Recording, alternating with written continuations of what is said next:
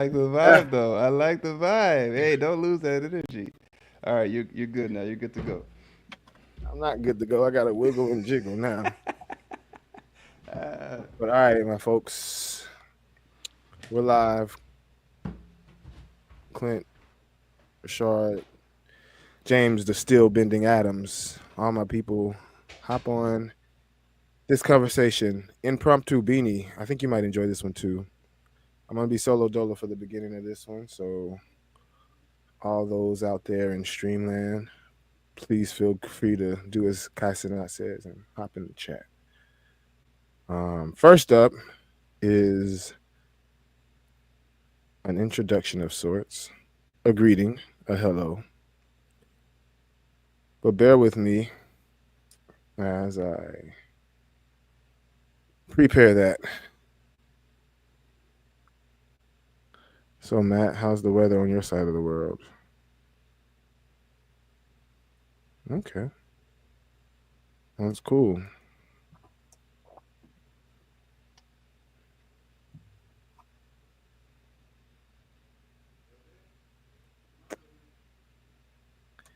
You know what I forgot to do?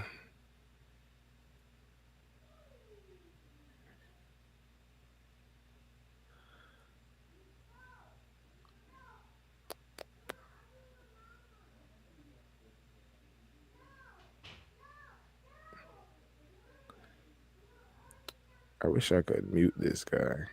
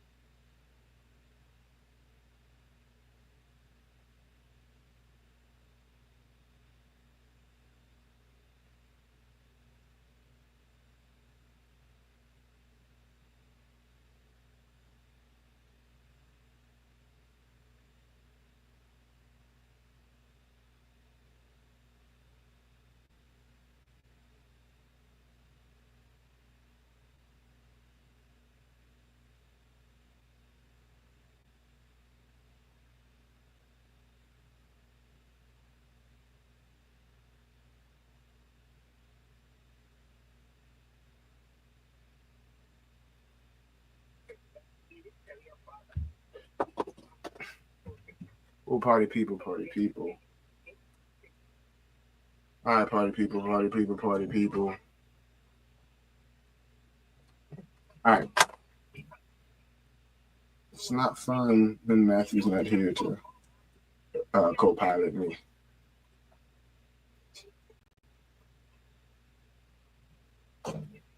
So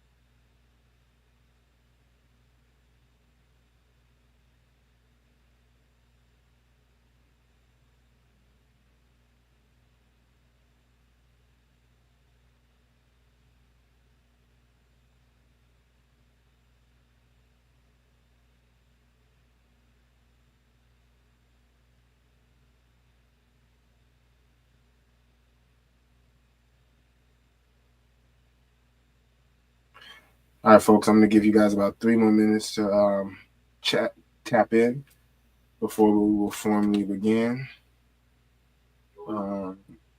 I've got pretty bad service right now. So what I'm doing now is just being patient, essentially. But for those who are catching the replay, that might be helpful. So what we're going to be talking about today, in case you're interested. Hold on 1 second, guys. I got a mystery guest caller. Stand by.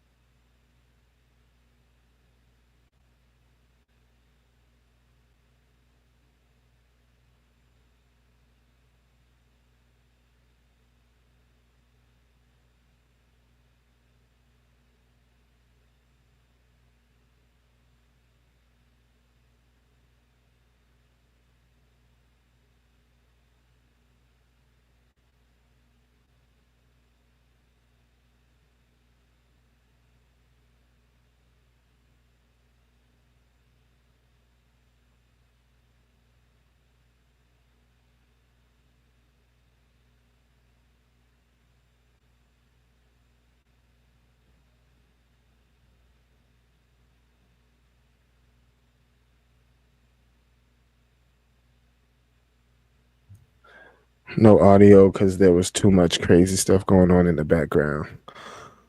Oh, we are live. We are live, folks.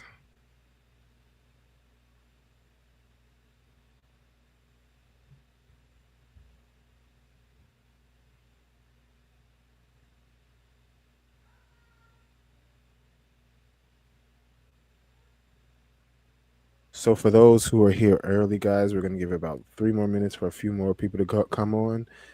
In the meantime, though, I'm going to give you guys I'm going to share an outline that I'm working on of what we're going to be talking about today, so everyone kind of has an idea of where this is going to be steered, but best believe and know that I'm sure it's going to go a different direction once we really get into the meat of things.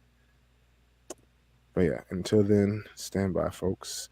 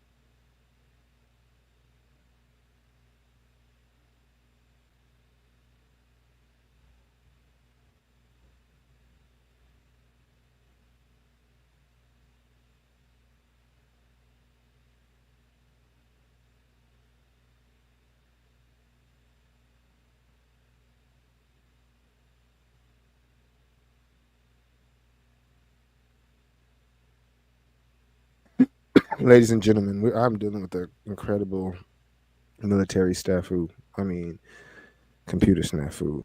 So give me.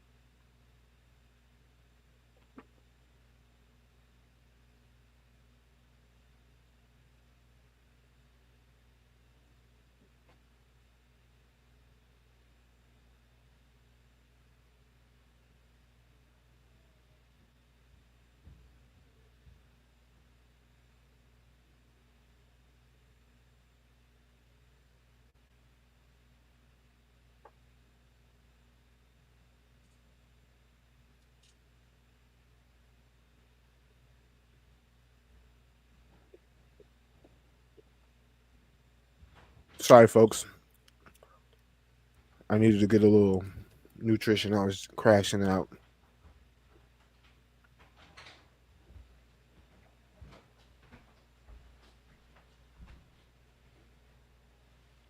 Sorry, Chief.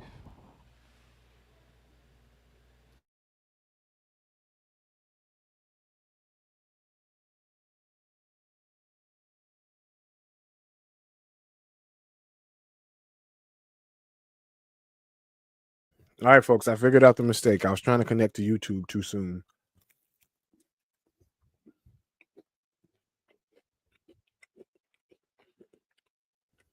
So yeah, let me finish chewing, y'all. I'm sorry.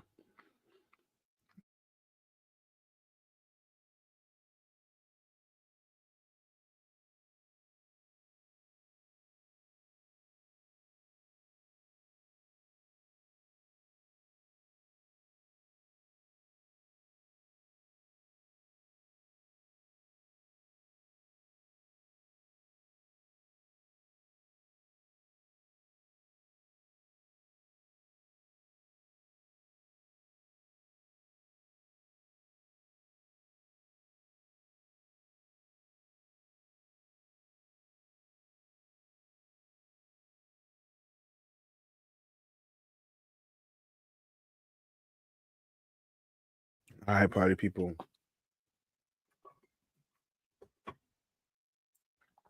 So, the question we're dealing with today is a simple one.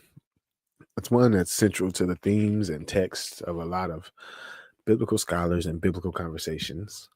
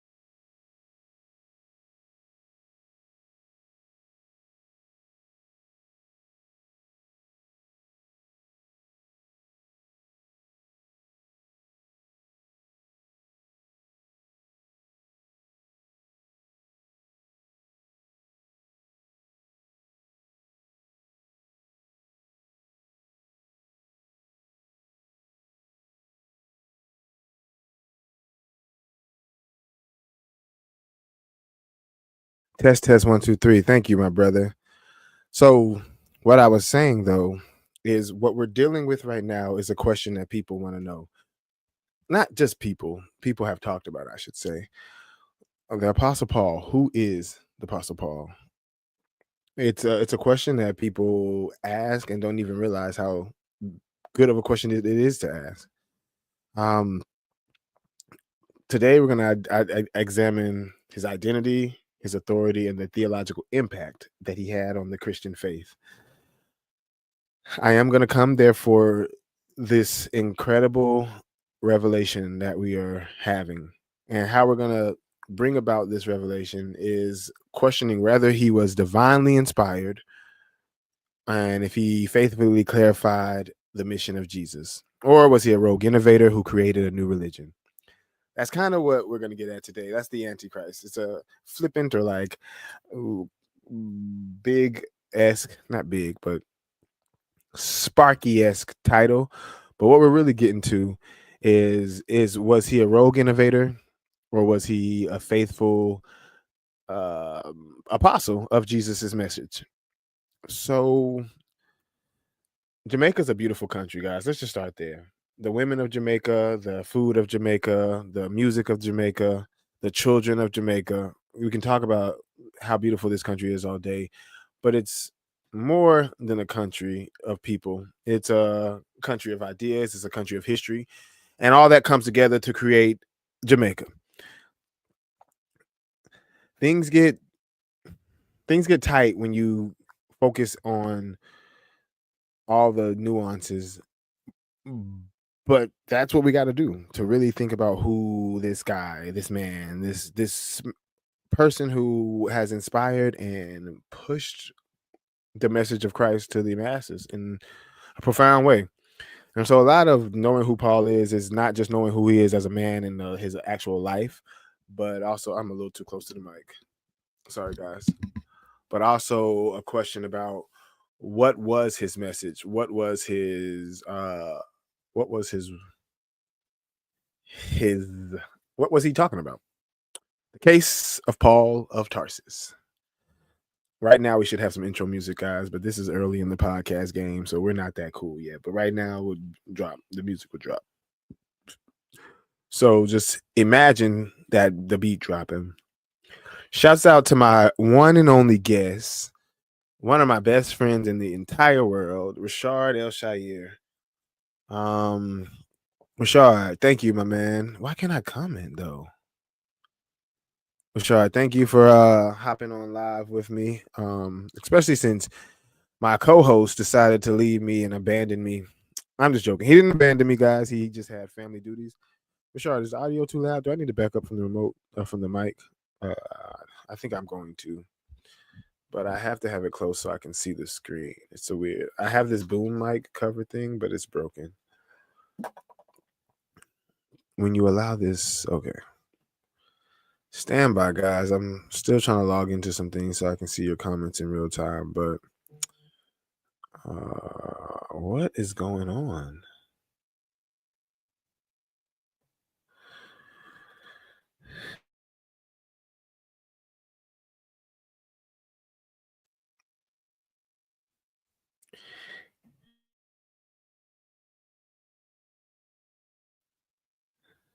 Closer is clearer. Right now, we can adjust our own volume. Great point, Rashard. Thank you.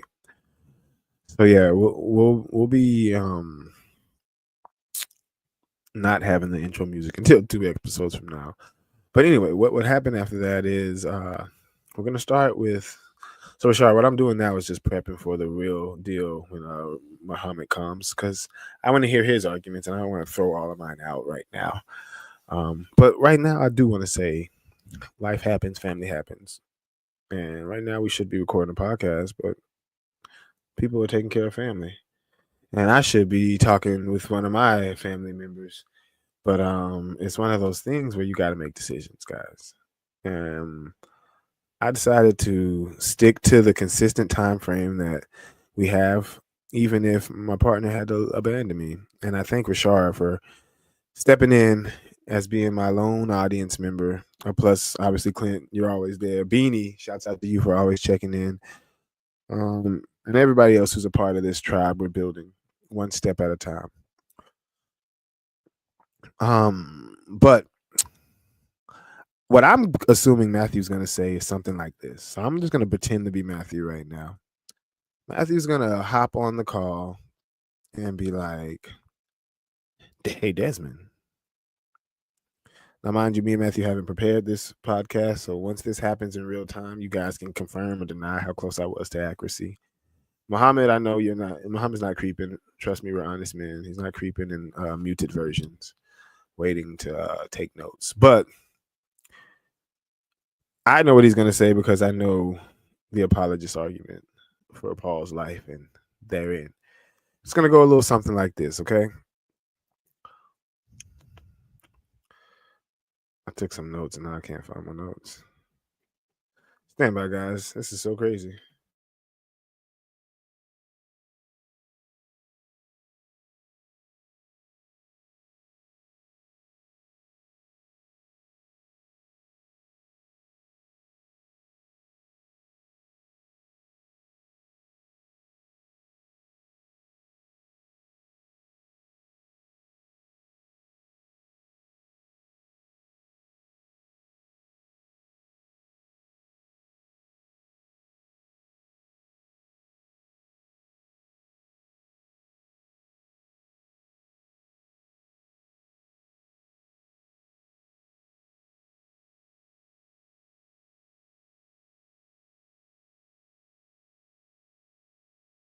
Okay, so I found what I was looking for, people. It only took me 6 seconds times 4.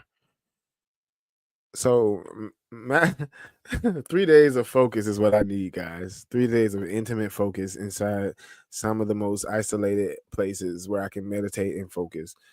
So he's going to basically come with there's a man who never met Jesus, or there's a man who didn't know Jesus personally, but who wrote a third of the New Testament. And that's a fact.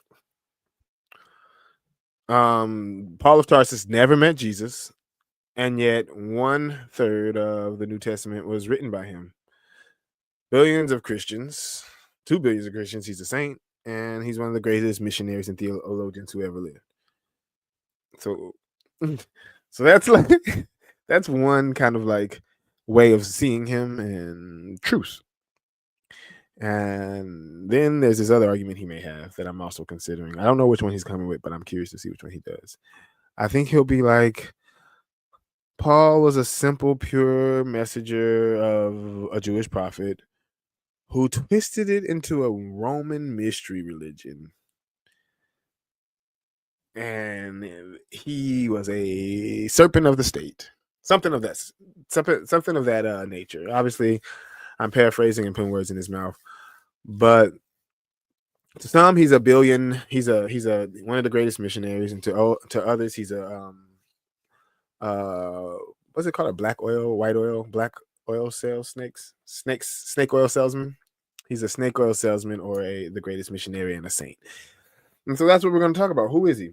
To me, we'll save that for the commentary. And I think until Matthew gets in, I would like to ask you, Rashad, who is Paul to you? If you don't mind sharing, I'll give you about 2 minutes to collect your thoughts and type. I'm also going to send you a StreamYard link. If anybody wants to join me on stream live, we'll be here for another 40, 50, 60, 70 minutes, depending on when my friend calls me and who all is down for this conversation. This is for the people. We keep it tight and right around here. All right, guys. The link is in the chat. Stand by. Oh, no.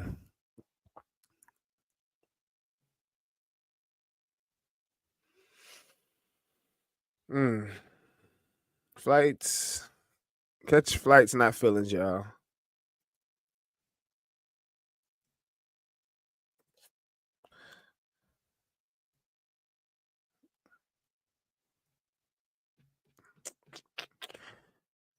You got 2 more minutes, Rashad. I'll start your time over. Ooh. It's hard to think about all those things that are on your mind. I encourage everyone right now to take a deep breath. In fact, let's do it together. Relax your mind, relax your hips, relax your shoulders, and tap into this moment. You might have distractions in your ear. You might have friends going awry. You might have other things to do. But you're tapped into the Akko and Nako podcast on this beautiful Sunday evening. So let's go to church. We're going to take a deep inhale. And we're going to exhale. Nice and slow and controlled. I like to put my body into it. If you can, inhale. Lift your hands up. Think about somebody you love, wherever they are in the world. And just focus on a person you love or a thing you love, a moment you love. I see your message, Rashad. Give me 1 moment. 2 more exhales. Sorry if my breaths are too large in the mic. Last one. And an exhale. So, Richard, excuse me, people. Thank you for your comment. I'm gonna be sending you guys the actual link if you want to come on and join the chat in real time. That is completely an option. But Rashard, I do like the text form because it gives my brain a moment to process things, especially since I'm autodidactically inclined in a lot of reasons and ways. So I like to do 2 things at once. Pause. Rashard, Matthew's got all the sound effects too. Okay.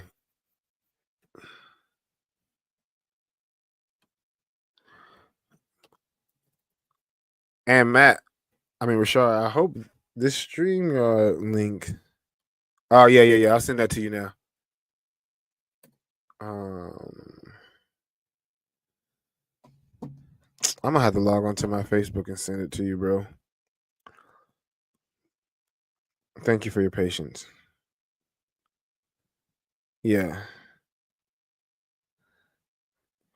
Truly, truly, I say to you, whoever believes in me will also do the works that I do, and greater works than these will he do, because I am going to the Father. When asked how you see Paul, you quote John, or did Paul write John?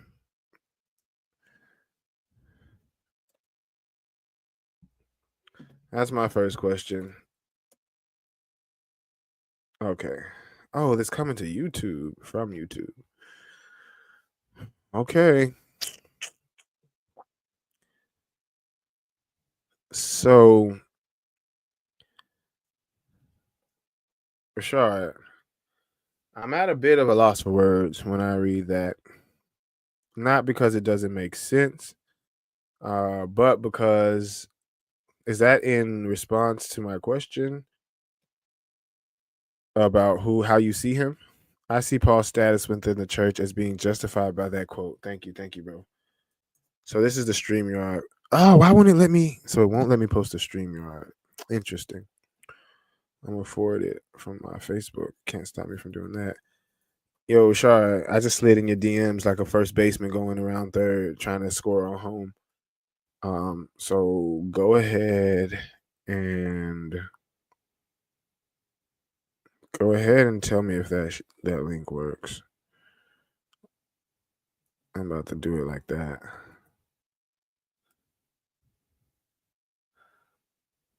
Okay, cool. I'm gonna pin this to the top. But yeah, if you click on that, you'll be able to join live. Now, let me think about what you just said now that we're on topic and focused in. See Paul's status within the church as being justified by that quote. Let's go back to that quote. Truly, I say to you, whoever believes in me will also do the works that I do. Huh. I like that works that I do part personally because I think that's one of the big draws or divisions amongst believers is it greater works than we shall do? Or is it we do great works in the name of Jesus? In fact, Rashad, how do you see that question? I think Jesus specifically says, I think Jesus specifically says, greater works that you will do than me. But I want to say Paul, that's kind of one of the divisions that we'll get to later. His whole idea is greater works or ask these things in Jesus' name. And so if I look at that verse, what I'm seeing is that when you believe in me, that me is Jesus, you will also do the works that Jesus did, the healing, the healing, the casting out of demons, the walking on water, the turning water into wine, turning nothing into something. So greater works than these, as did Jesus say, he will do, because I am going to the Father. Oh, is this Jesus? Okay, Rashad, you're gonna have to break down this verse for me, because now as I'm thinking this through, in this verse is Jesus talking, isn't it? And so Jesus is saying to us that if you believe in, yeah, this is actually one of the verses I was talking about. So, given that idea, that's Paul's pinnacle theory. But there's others. Well, not even there's others. I'll let others say their piece. But what I will say on that is, I would agree with that. We will, I think, do greater works if we call on him in the proper manner. Him, her, they. Too soon. Daryl Spearman, I want you on this podcast, bro. In fact, I'm gonna at you in this right now. Too soon, Rashad? Can we bring Daryl into this conversation in real time? Daryl's probably off ministering the good word, so he won't probably be able to join us right now. But nonetheless,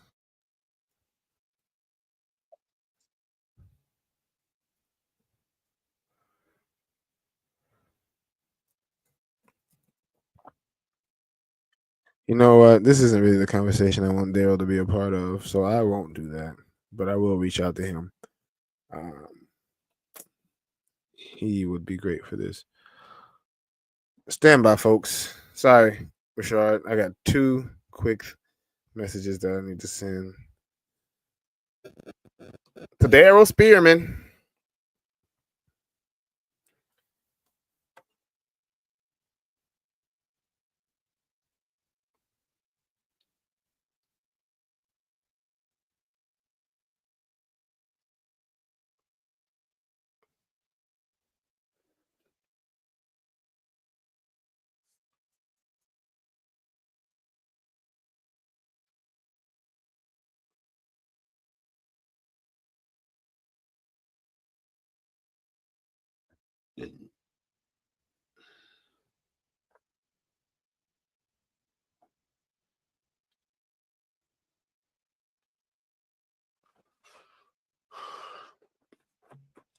All right, I'm back like it never happened. But yeah, I think I seen him similar as you see him, but the only place of not necessarily even disagreement, but what I'd add is I do think I don't know if he was used or confused. Because there are clear contradictions between what he says and what Jesus says.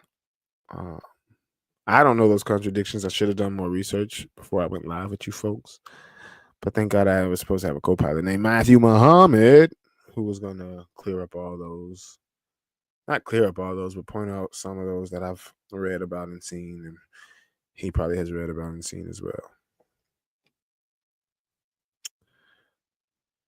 So anyway,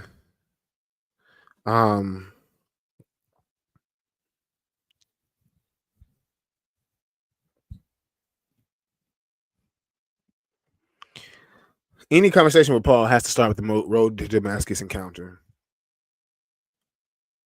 It was that pinnacle, seminal, whatever you want to call it, moment where the man who was Paul was no more, or Saul. Who was he first? Paul or Saul? Somebody comment in the chat, let a brother know.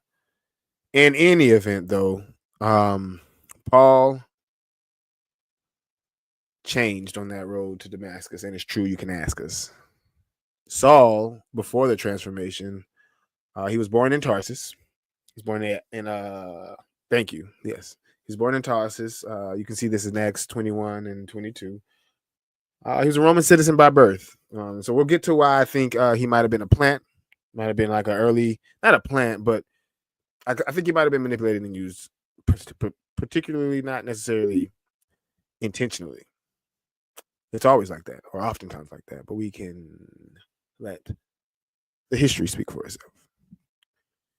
Now he was a Roman citizen by birth. We can see that in Acts 16:37, in Acts 22:25 through 28.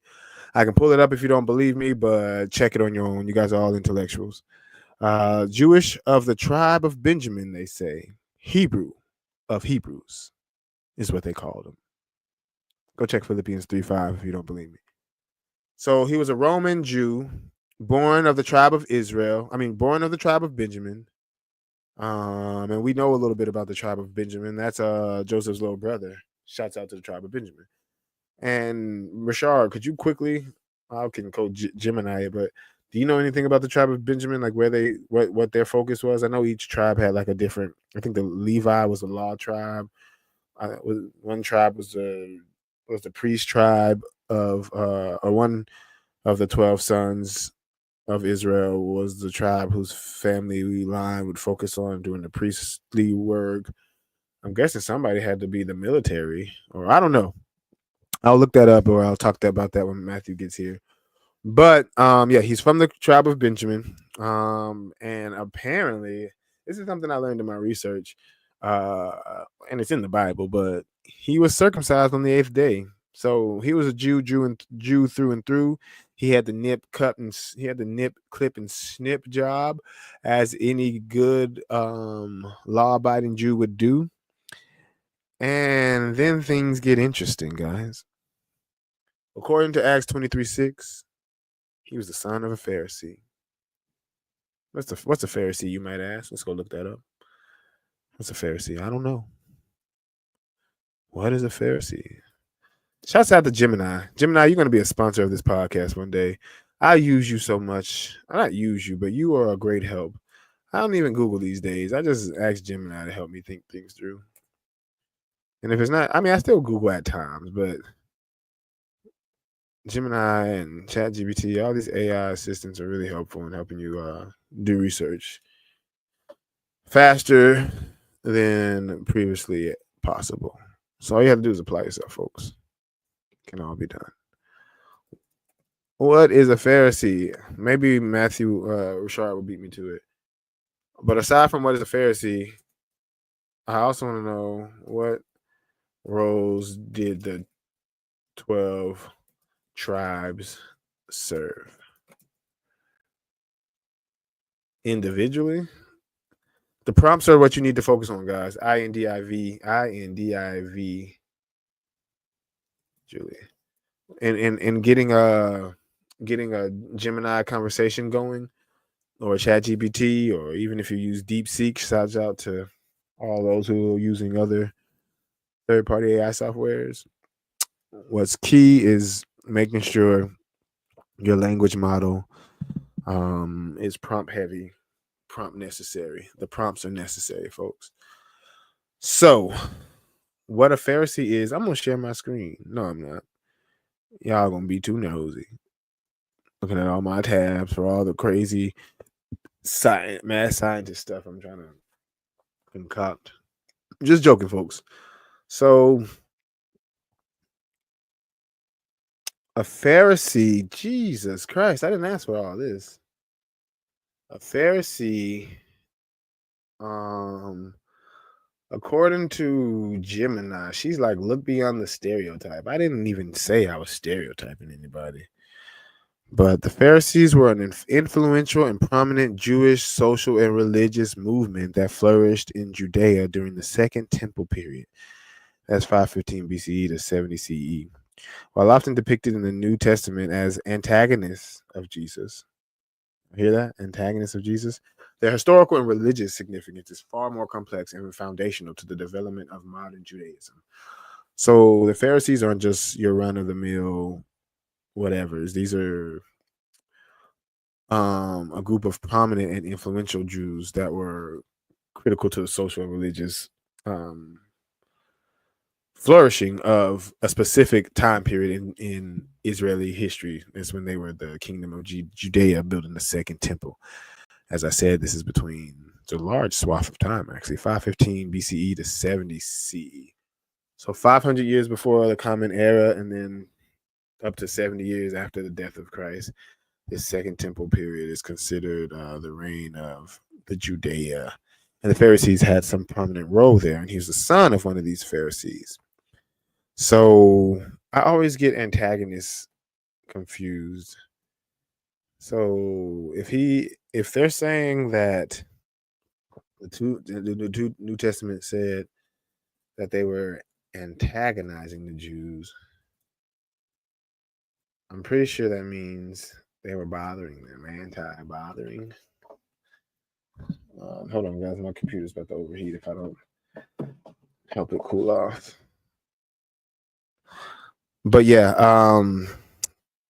the antagonist is that person, the villain.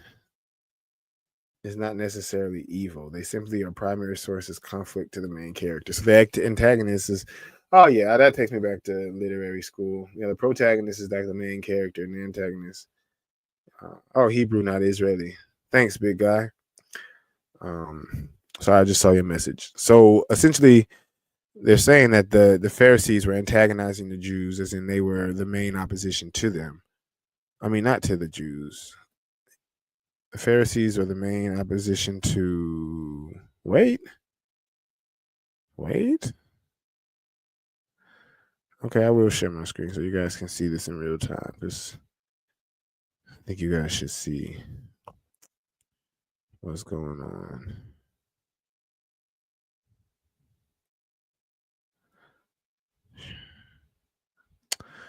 All right, this is more complicated on StreamYard than it is on Google Meet. In any event, let me go back up to this verse.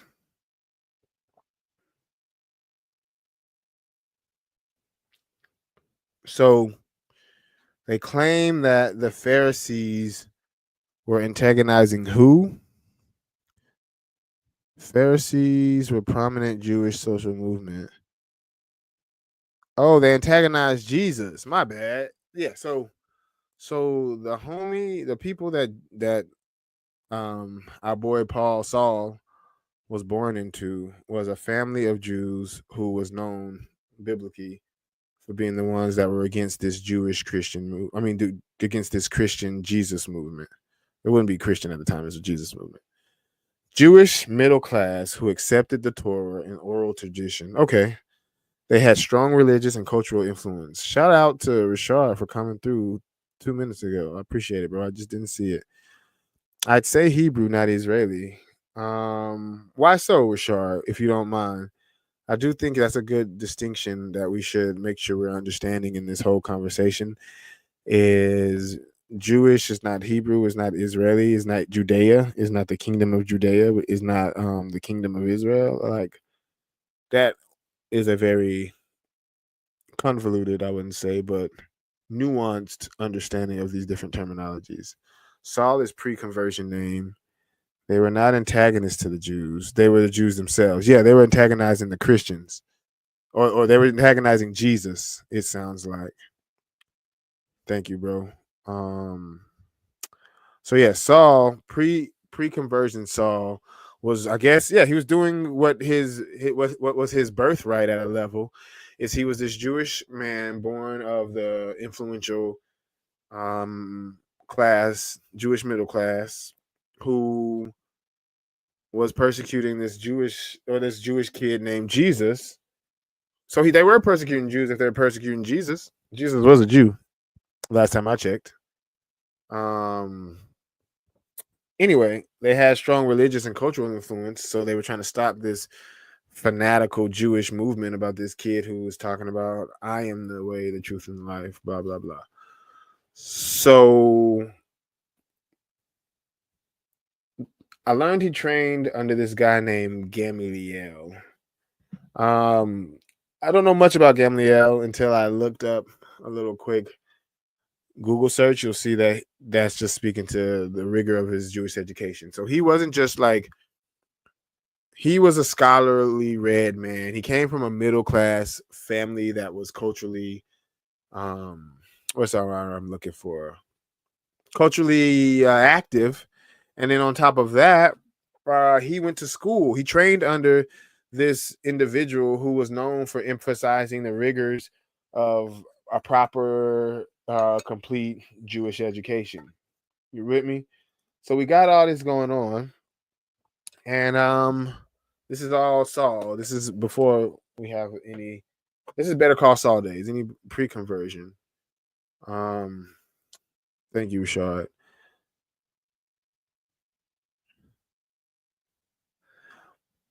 According to Galatians 1:14, he was zealous for the traditions of his fathers.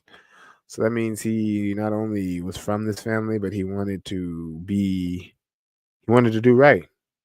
Pre-conversion. We haven't gotten to the conversion yet. This is Saul. Stuff gets real now. I remember learning about this when I was a kid. The stoning of Stephen. I always thought that was a wild way to go out. Being a kid who's been hit in the head with a banana, been hit in the head with a calculator, paper balls. I can't imagine being pelted to death with rocks. And that's what a stoning was. And I want to say Stephen was stoned to death, and Saul was the one who decreed it and consented to his death in Acts 7:58, Acts 8:1. Obviously, at this time, Saul is persecuting Christians or people who are fanatics of Jesus. Doesn't even know Jesus, but is persecuting the people who believe in Jesus, like Stephen. And they threw rocks at this man until he died. So pre Paul, Saul is known for making a havoc of the church. He entered houses, dragging off women and men, committing them to prison. This is in Acts 8:3. Our disciples even weren't spared from his wrath, if you will. According to Acts 9:1, it says, quote, Let me pull that thing up, y'all. He's going to be breathing these threats and murders against the disciples. So they're just describing in the Bible in Acts 9, they're just describing what's going on in his life, whatever. It says, meanwhile, Saul was still breathing out murderous threats against the Lord's disciples. And it's just speaking to like he was breathing out murderous threats. Paul wasn't playing no games, y'all. I think that's kind of what needs to be understood here. He was a fervent disciple or soldier of the Jewish faith. And he was cracking skulls, murdering, putting people in jail in the name of safety. Not safety, but in the name of expelling this radical movement. Stand by, guys.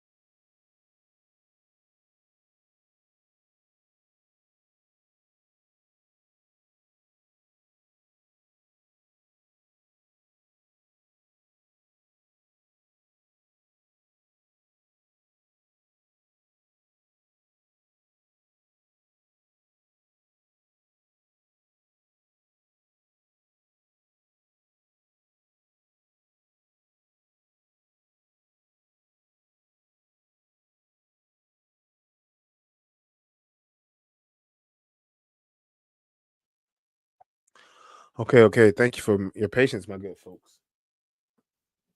A little dehydrated, that's all.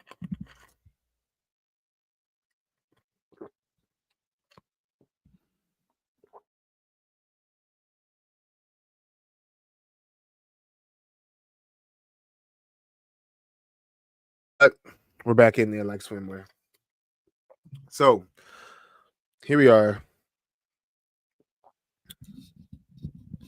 Hold on, guys.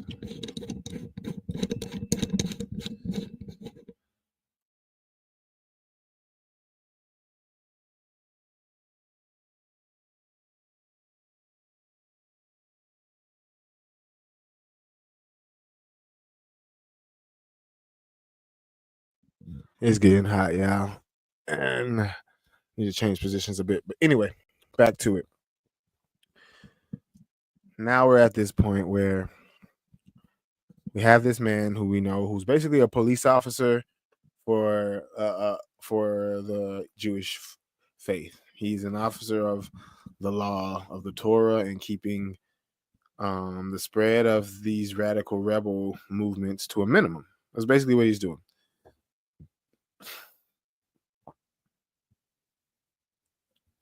So yeah, we know he had intense opposition, and it's been demonstrated pre-conversion. Then we have the whole reason we're here, and that's this flip we see. We see the road to Damascus, and we see this conversion take place. This journey begins in Acts 9, 1-2. And on this road to Damascus, he was not going to go on a picnic or to the Colosseum to see a great gladiatorial match or to watch a Circus Maximus chariot race. No. He was headed on his journey to Damascus with one sole purpose in mind, and that was to persecute the Jews. Not persecute the Jews, persecute Christians or followers of Yeshua. And so what we see happening at this point is he has this vision. And this, Rashard, if you're still tracking, is where I feel like the debate begins for me as to, did Paul go crazily confused? Did he have a religious experience? Not religious experience, supernatural experience, otherworldly experience? And how can we be sure of his vision? Because according to Acts 9, Acts 22, and Acts 26, that's Acts 9, 3 through 9. Then you can check out Acts 22, verses 6 through 11, and also Acts 26, verses 12 through 18. What you'll see in these verses is that a blinding light is detailed, and then he hears the voice of Jesus. And I don't say his companions' reactions, but I don't exactly remember why I wrote that. But essentially, let's just go with those first two. And I think I know where I'm headed with that. But let's just focus on the first two because that's enough for now. The blinding light. We can talk about that for days.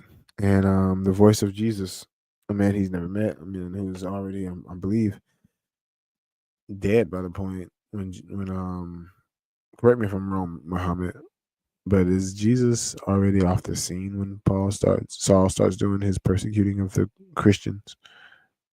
I think so, but I'm not sure. In any event, we move on and we hear in Acts 9:4, we hear the great creator, God Almighty, saying to Saul, Saul,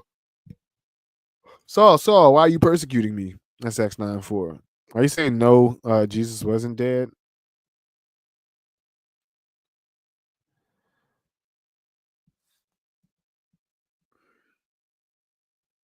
I guess that could be cleared up pretty easily.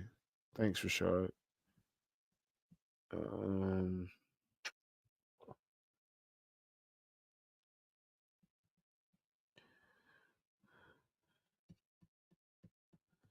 So,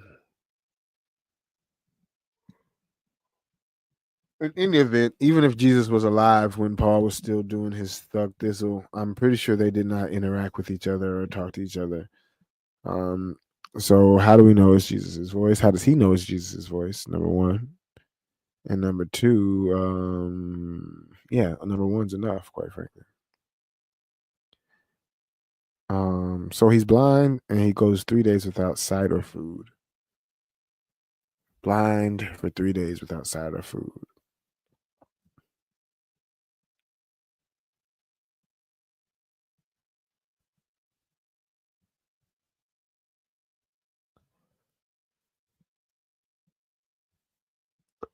Excuse me, guys. It's been a long day. So the story continues in Acts 9, chapter 10. He's blind, and we meet this character named, I guess it's Ananias. Yeah, Ananias. And so God instructs Ananias to do something. You can see this in Acts 10, 9 through 19. 10 through 19. I'll just read a bit of it for the folks. So the man traveling with Saul. Okay. That's what I meant by the companions. So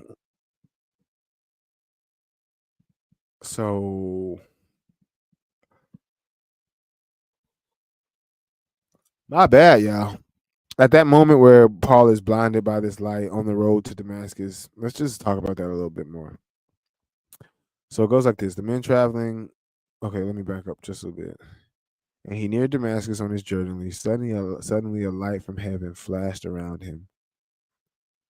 So this light only flashed around all of them, but I think he's the only one who fell because it says he fell to the ground and heard a voice say what I said earlier about why did you persecute me? My question is, why are we wondering whether his conversation experience was real or fake or real for the sake of argument, or is that a standard that is being applied to every character study? Are we questioning whether or not? Yes. Okay, they didn't overlap. Thank you for that clarity, Rashard. And the reason why we're doing this character study is because Jesus, we did the same thing. If you go listen to about 2 or 3 podcasts ago, but I would not advise it because I don't know if those are actually posted. It should be. In any event, we were talking about whether or not the Prophet Muhammad was crazy, confused when he received the revelations that he received to recite the Quran. Was he mad? Like there's only a certain amount of options, possible options, as to what happened for him to miraculously receive the Quran. And so we are we are doing these character studies and diving deep into these characters, um, questioning their rigor if they are that seminal and pivotal, as is the prophet himself, or a character like Paul, whose life, if true, underpins 1/3 or a good percentage of the New Testament. But if at the point where you find fault with his origin story, then it does also lead to an inevitable question as to where should you place your faith in terms of who this man was. Does that make sense? And so Mark, Matthew, Luke, when we get to them, we may do that. I'm sure Matthew would be more than happy to point out that point. But I mean, it matters because a lot of people treat these stories as facts. Oh, this is God inspired word. And so if you can, once we start talking about psychosis and other factors, um, you'll see that a different perspective and reading of certain text may reveal a different understanding of what's happening. And we'll go over that with more detail when Muhammad is here to add his structured points. But this the Ananias character is interesting to me because he represents an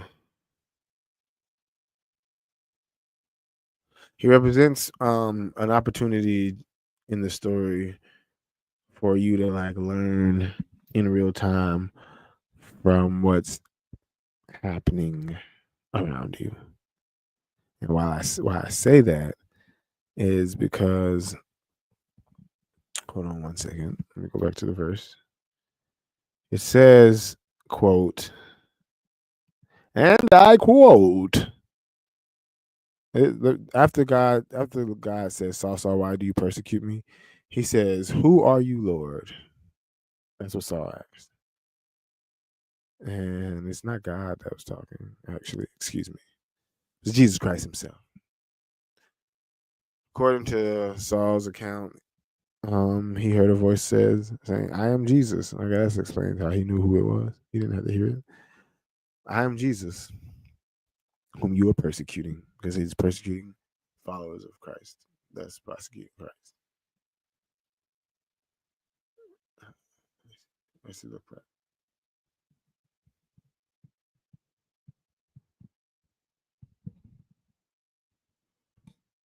Why isn't this okay? Here it is.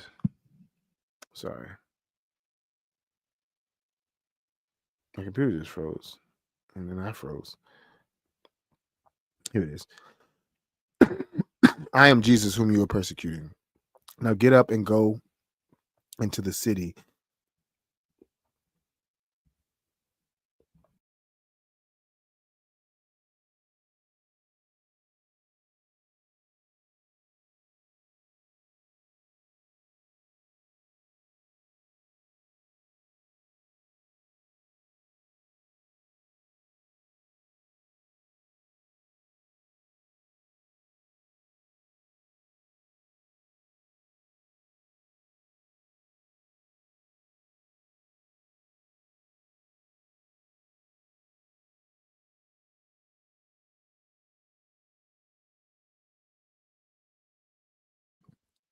Nah, you're right though. I do gotta lock in. Matthew's gonna have a field day with that clip of me zoning out like that. But anyway, just build something on my computer and trying to get hydrated.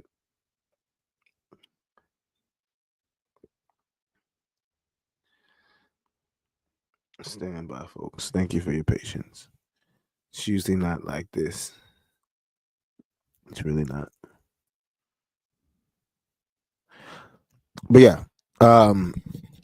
So this Ananias guy has to react to something that I'm about to read, and I stopped reading it because I crashed out. So he tells him to get up and go into the city and do what I've told you must be done, or how he words it is, now get up and go into the city, and you will be told what you must do. So something's gonna happen in this city, and I'm locking into it because it's this guy named Ananias. I don't really know how to pronounce his name, but I bet I could ask ChatGPT. Won't do it though. Anyway, Ananias says, the men traveling with Saul stood there speechless. They heard the sound but did not see anyone. So this is an interesting part because we have to understand what's happening in real time and think about it. So he hears a sound. Not he, the other traveling companions hear a sound, but they don't see anyone. So they just hear this voice. Saul got up from the ground, but when he opened his eyes, he could not see anything. So Saul gets blinded. The other dudes, I'm guessing, don't see the light. It sounds like. So they have to lead Saul by hand into Damascus. And for 3 days he's blind and he can't eat or drink. But they don't see the blinding light. This is only something that affects Saul. And so this is where, Rashad, I'm asking and questioning the veracity and realness of the situation. Is because, yes, we can say this is a miracle, but even in this moment, you can see it as a miracle, or you could see it as a convenient, not saying story trope, but it makes me wonder why would God make it? He could still, everyone could have seen the blinding light, and he could have been the only one that goes blind. And they all hear the voice and don't see anything. But there's these, it leads to these interesting questions when it's an isolated incident that only one person can confirm. That one person being Saul himself. Oh, whoa! Why didn't you tell me my camera was messed up, bro? And so I'm saying is, at this point in the story, I have pause as to what really happened on the road to Damascus. You were blinded by this light, and only you were blinded by this light, and you need help. Yeah, they claim they heard this voice, but they didn't see it. They didn't see the light like you, and now you can't eat or drink for 3 days. But then, folks, Rashard, this happens. He's in this place called Caesarea, and there's this man by the name of Cornelius, a centurion. So he's a soldier in what was known as the Italian regiment. He and his family were devout and God-fearing. He gave generously to those in need and prayed to God regularly. One day, at about 3 in the afternoon, he had a vision. He distinctly saw an angel of God. Now let's just stop there, Rashard. How is that different from the revelation of the Quran? The difference is that I wish Muhammad was here to tell you that. But if you know how the Quran was revealed, then you would know like weird things happen every time the Quran was revealed. Like weird weather patterns happened that other people witnessed and attested to. Animals like acted abnormally. And so it's not necessarily the circumstances of the revelation that's a bit questionable, even though they are. But past the circumstances of the revelation, it's more so the proof is in the pudding. You've got one guy who's getting these revelations and then has a outcome, which is radically changing a message from what the messenger was. And then you have another one where things happen around somebody and they're receiving this untainted message that is purely passed down. Like if Jesus received the revelation, like Prophet Muhammad, there'd be some type of overlap. But the Apostle Paul never was blinded by Jesus, not God, according to his revelatory statements. Special revelation exclusive to one person that shows some evidence to others.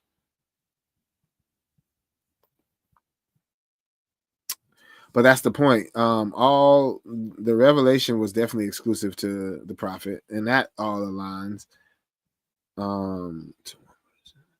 Yeah, I guess that is the same.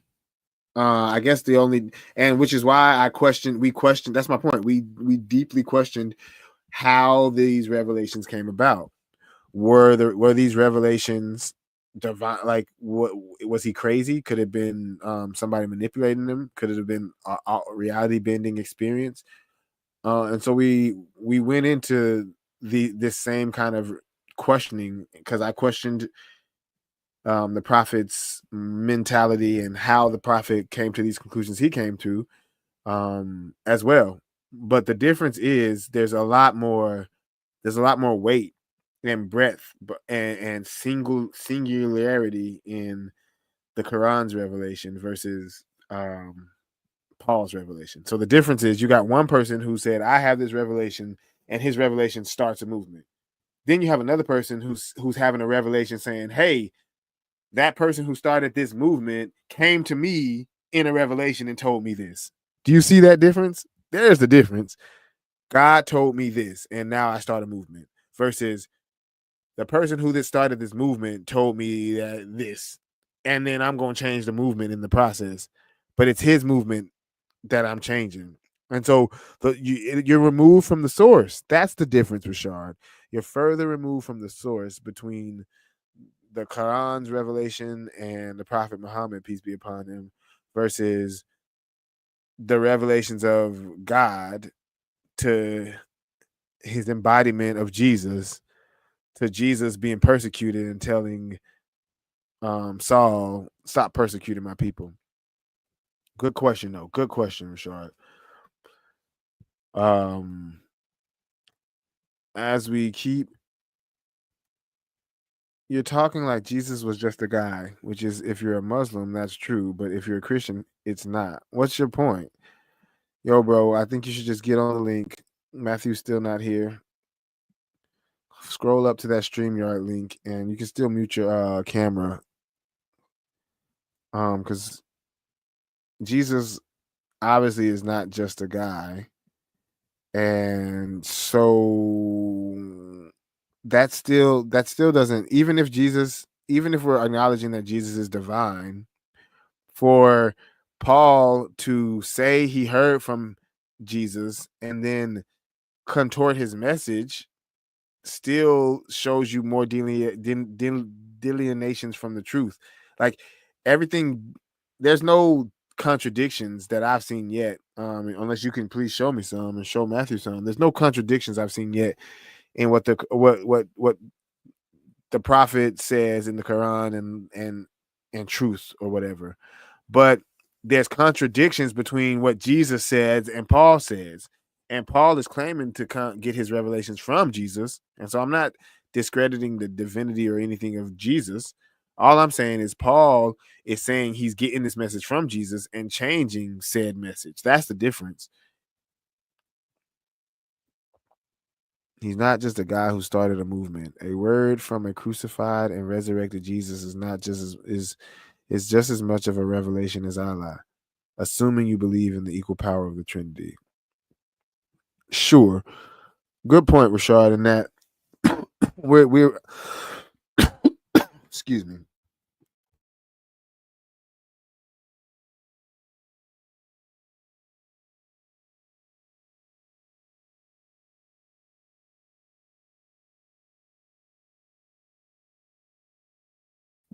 I need to go get some more juice or water or something.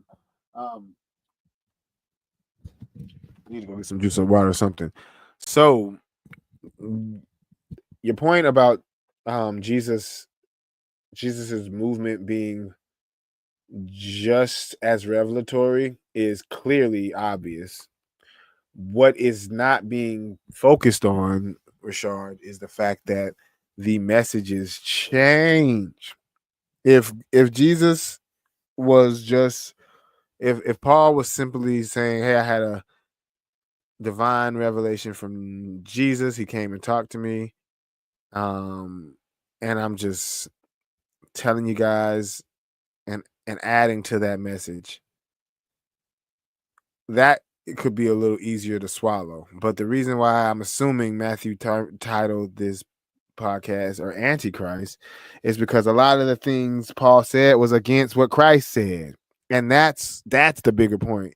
You're focusing on the divinity part and like Allah versus Jesus. No, that's not the point. The point is the message is being corrupted and changed. And that's what I'm assuming Matthew would be getting to, because that's what I've seen, is that it's not really a question as to those differences of what, but of Jesus, of what Jesus said and what, easy. That's what the whole podcast will be about. But I'll give you the highlights now. But at this rate, I need to call Matthew and see when he is coming on, because I got to get off soon. In fact, I'm not going to call him just yet. He can listen to this like everyone else and get in when he can get in. Easy. I have a list of a few that I can share right now. We don't have to go into it all right now, because I do want to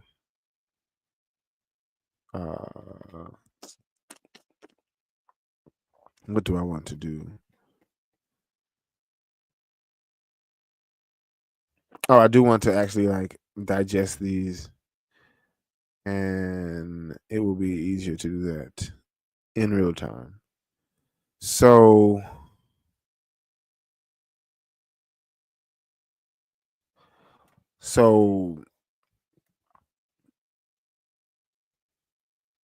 Paul, his entire authority, we have hadiths and an entire religion based on the Prophet Muhammad. I'm not comparing, but you did the comparison. I'm not an apologist for Islam, so I'm just saying that now. I am still learning about Islam and still learning about Christianity, quite frankly. And so I'm not cheerleading for either side, but here are the facts. All of the Apostle Paul's authority rests almost entirely on his own testimony of a private vision, which it has conflicting accounts if you look at Acts 9 versus Acts 22. Let's just start there. We can look at Acts 9 and we can look at Acts 22, and anybody can see those divisions, and we will and can talk about them later. There's always tensions that is clear when you look at Paul and the original apostles, specifically Peter and James, who are considered the pillars of the apostles, or the foundation of the faith. Specifically, there's this issue of where the Gentiles, the law of the Gentiles. You can look at the Galatians 2, and we can get into that. But in Galatians 2, we'll talk about it with Matthew, or I'll lead it. But yeah, in Galatians 2, you'll see this idea of there is a law about how Gentiles is to be brought into the fold according to Jewish and Christian or Jesus's beliefs, and then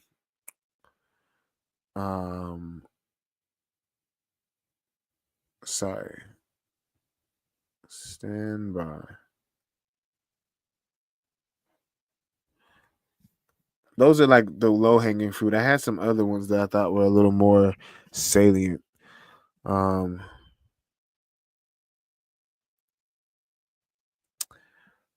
Another contradiction isn't really a contradiction, but it's more so of just a comparison. And it speaks to that, what I was just talking about with Paul. We have to trust Paul's very own message.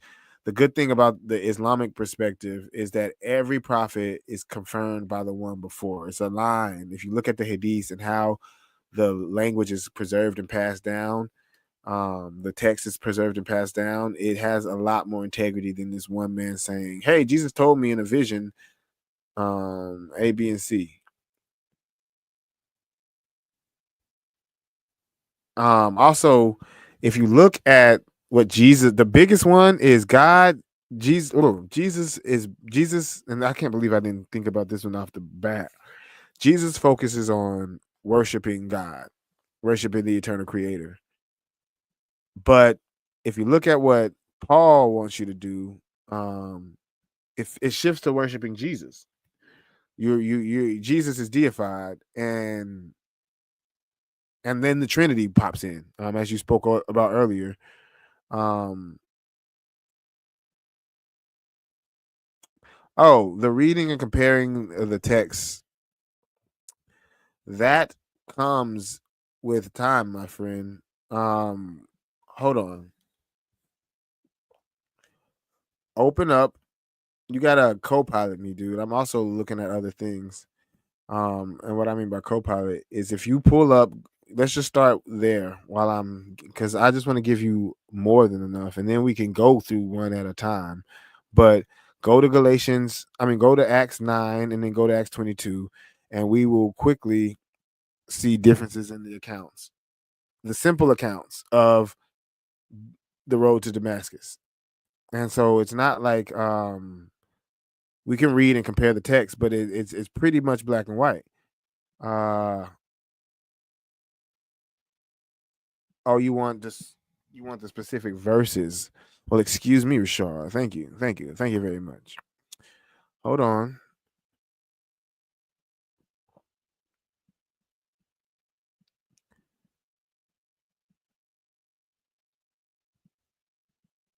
So more succinctly,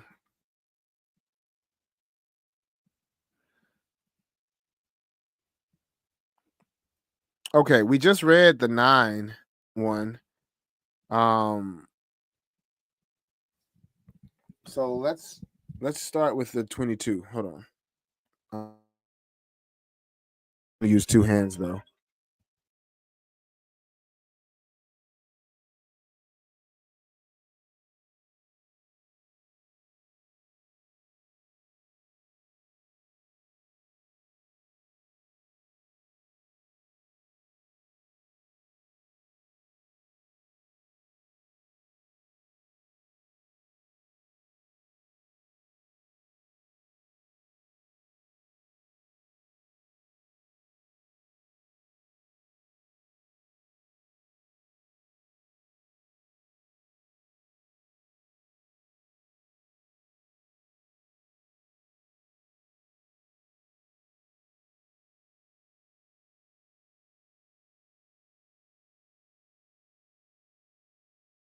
Okay, so for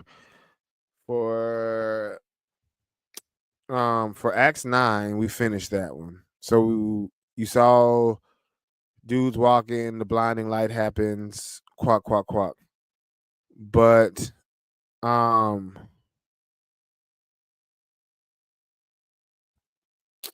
one, no, that's not the right one. Oh, here it is. So if you're looking at for one, the main difference, and thank you, Rashard, for your time and questions and pushback, if you will. One of the main differences, one is Paul is telling a testimony to the Jews, Acts 22. So it's Paul telling an account. Acts 9 is Luke's narration of the same event. And so when Luke's talking about it, quote in verse 3 of Acts 9, Luke says, suddenly a light from heaven shone around him. Whereas Paul says, about noon, a great light from heaven suddenly shone about me. When you look at one, you see that the event happened at a certain time. This is significant because a light bright enough to actually blind someone when the sun is at its highest point emphasizes the supernatural nature of the event, because noon is when there wouldn't be a significant amount of a bright night. That's when the sun is at its zenith. These differences are minor variations of light, but it speaks. One is trying to highlight the light, whereas one is just explaining it pretty much plainly. Small difference, but as we keep going, you'll see more and more. So the companion's reaction is a good one. The men who journeyed with him stood speechless. That's what is said in Acts 9, in Luke's narration. This detail is not mentioned in Acts 22 at all. So I don't know if maybe Paul wasn't thinking about his companions, or how does Luke even know about these companions? It's just a difference. What you take from that difference, we can talk about, but it speaks to not the same level of purity and focus that you see in the Quran and its narration. And this is coming from somebody who's just looking at them both with equal honest eyes. This is often seen from many scholars as a direct contradiction, because Paul says we had all fallen to the ground. We had all fallen to the ground in Acts 26:14. So they all, even though they did not see the blinding light, apparently the sound of this voice, because if you remember what I was reading earlier, they don't see where the sound comes from. They just hear the voices. They don't see the light, but they do hear whatever Paul's hearing. But according to Paul's resuscitation, them hearing it alone is enough to make them fall on the ground. Like if I'm hearing something, I guess I probably would get down and duck, but I'm probably not going to be speechless. And so, or maybe I would be speechless and listening. My point is, there's different interpretations. One is to be fixed.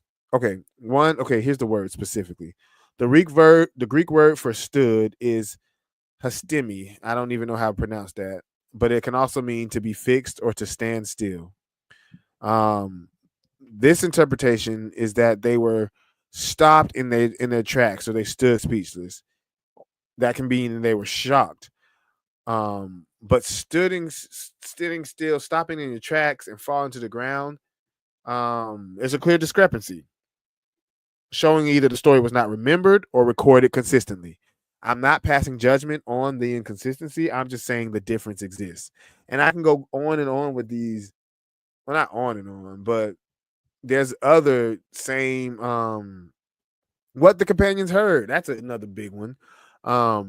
One telling in not Luke 9 verse 7, it says they're hearing a voice, but they saw no one.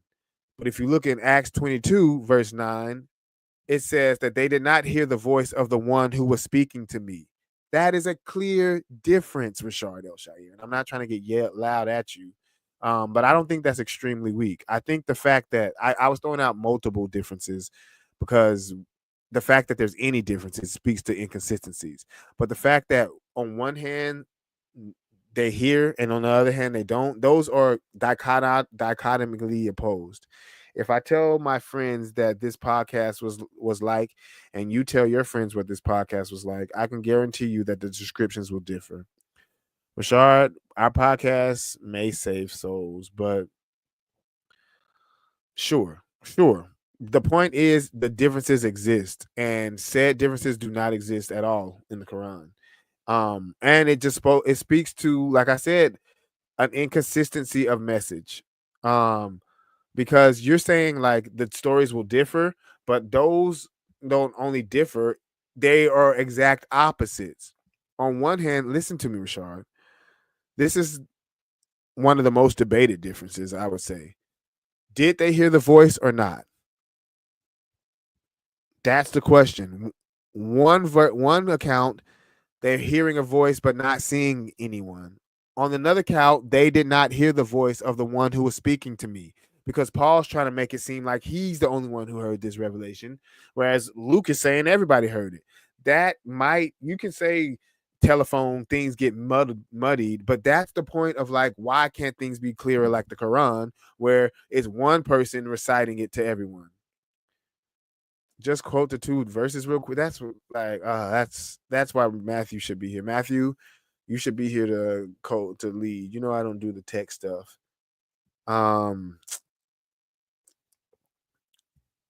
Okay. I'm gonna read verse 9 first. Acts 9 first. Oh, the men traveling with Saul stood there. Okay, let me back up. Meanwhile, blah blah blah. As he neared Damascus on his journey, suddenly a light from heaven flashed around him. He fell to the ground and heard a voice. He fell to the ground and heard a voice say to him, "Saul, Saul, why do you persecute me?" Saul says, "Who are you, Lord?"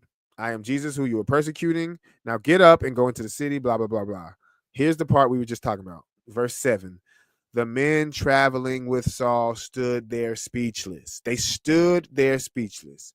They heard the sound, but did not see anyone. This is specific. You're talking about, oh, 2 stories will differ, but there's a difference between differing and being dichotomically opposed. Saul got up off the ground. You see, some people are standing, some are on the ground. Where Luke is clearly pointing out spatial awareness. You're saying the stories are differing, but he's giving this account. Anyway, Saul got up from the ground, but when he opened his eyes, he could not see anything. So they led him by the hand into Damascus for 3 days, blah, blah, blah, blah, blah, blah, blah. Now, I'm going to read the same account by Paul himself in Acts 22. Stand by. No. Sorry, I thought my computer's about to die. Excuse me, people, for yelling in your ear. Next time, I will be able to share my screen, but with StreamYard, I just don't know how to do it.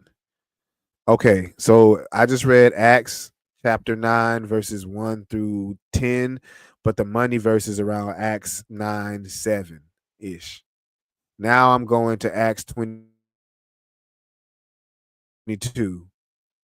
Brothers and fathers, listen now to my defense. This is Paul always defending himself. And that's part of the reason I question him, is he's always defending himself amongst the other church.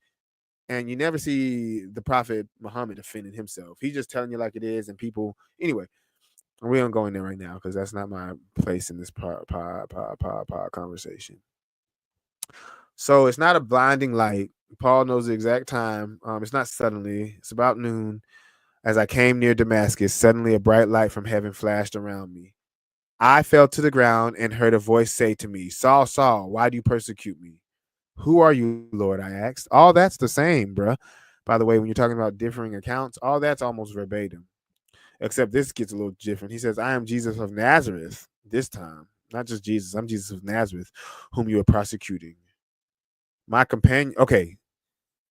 First part of contention. Paul says, quote, go to verse 9 of chapter 22. Paul says, and I quote, "My companions saw the light, but they did not understand the voice of him who was speaking to me." So in one version, they don't see the light. In this version, they see the light, but then they do not. Well, they don't. It sounds like they do hear it. They just don't understand it. My companions saw, yeah. So they don't hear it because it doesn't say that they hear it. It says that my companions saw the light, but they did not understand the voice of him who was speaking to me. And this is using the NIV translation, if you were wondering what translation. But anyway, there's no mention.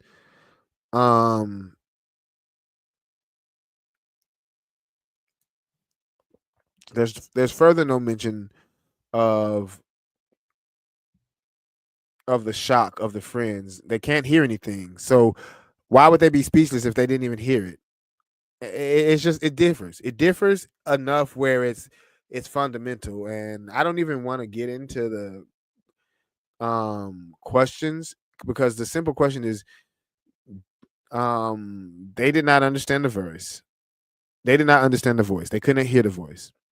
The explanation that you're seeing in one version is that the companions heard the sound of a voice, but did not understand the words being spoken to Paul. The message was for Paul alone. That is clear. But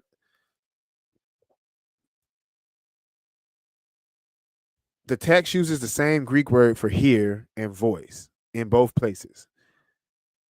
The attempt to distinguish between hearing a sound and understanding is seen as an artificial harmonizing to resolve this difference.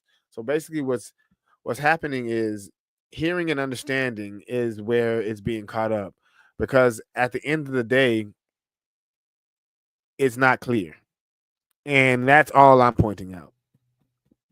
Is we are looking at a text that doesn't give a clear, concise explanation of A, B, and C, where this man also is changing stuff in the Bible. It's too many questions. I'm not saying I have the answers. I'm just saying the questions give me pause. But if you allow me to continue, and I do appreciate you allowing the audience to get a little deeper in. Saul, why are you persecuting me? That's what Saul says. This is in verse 4 through 6.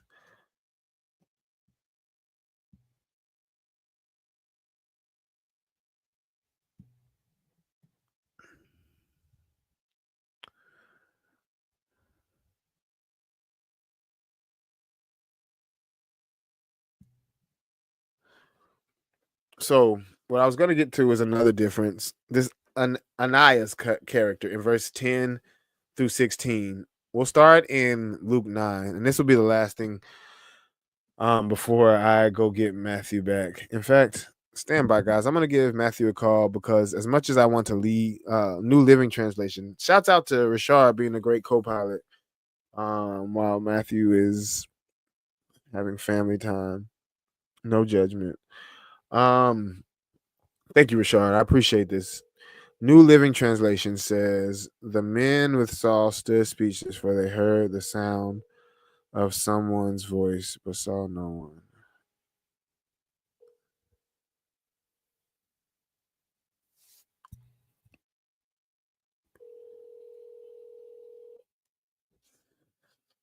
So they heard, but you see,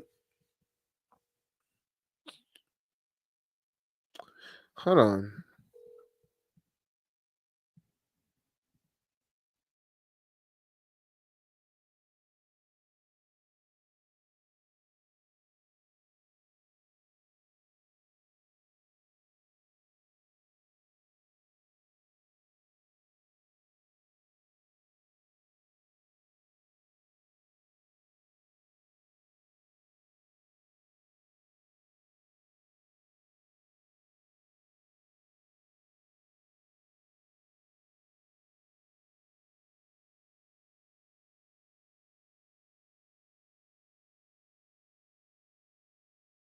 So guys, we're gonna take Rashard. We're gonna take a little 5-minute break, and Matthew's gonna join us on, and we'll get it. We'll get back into it.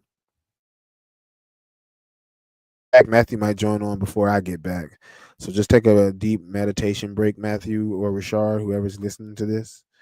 Clear your head, recenter, and we'll get back.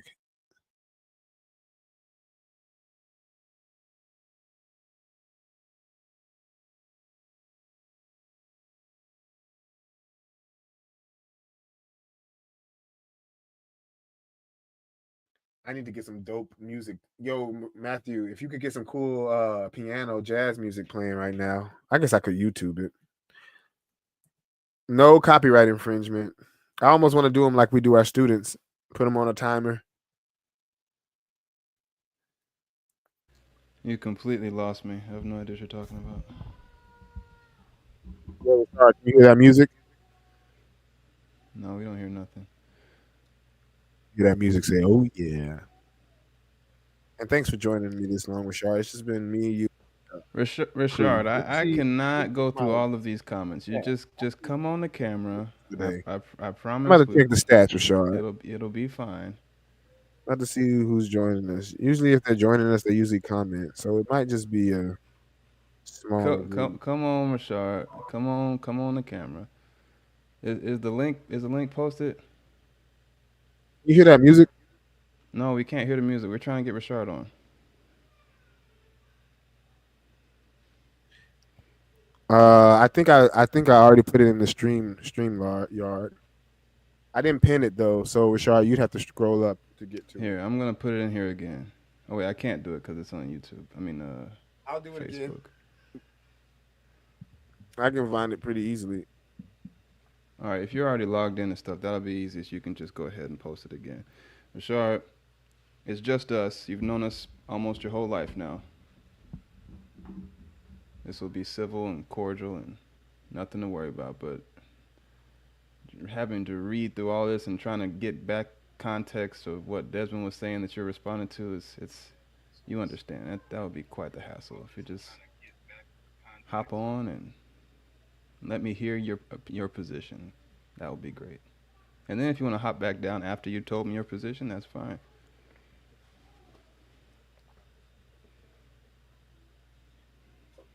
Well, he's not really telling you a position so much as he's as I'm going through the so what I've been doing is just going through the life of Paul. And then as I'm going through it, I'm just pointing out my thoughts on things. And then I jokingly add in sometimes about how I feel you might respond and think through things, obviously acknowledging that I'm not you. But he was just pointing out some comments to those. Can you see the comments thread? I can see the comments, but it's just, like I said, it's a lot for me to try and go through and piece together what was being talked about.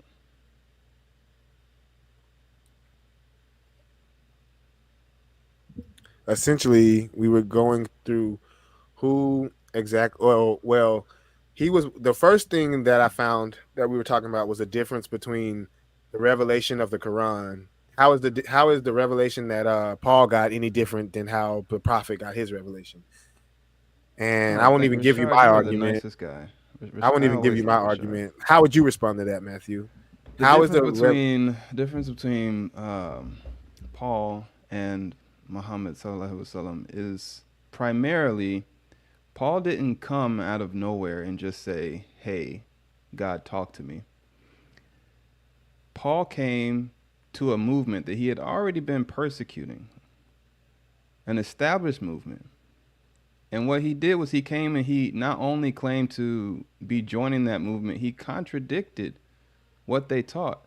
Now, Rashard, I don't know how knowledgeable you are on the history of this, but there's a lot of research that's been done. Some of the notable scholars that I would recommend reading up on, uh, F.C. Bauer. I don't know if you know him. He's an old, or he was a German Christian theologian. Very, very knowledgeable guy, very smart guy. He's like the cream of the crop when it comes to Pauline scholarship. Specifically, even more so, if you want to get real specific, the book of Galatians. He's like That is a nice shirt, by the way. I appreciate it, guys. You guys are very, very nice.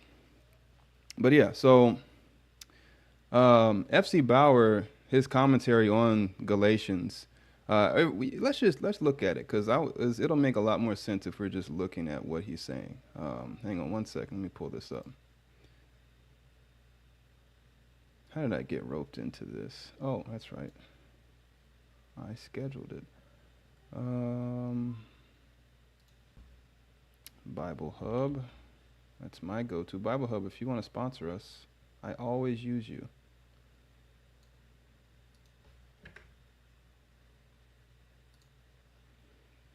Okay.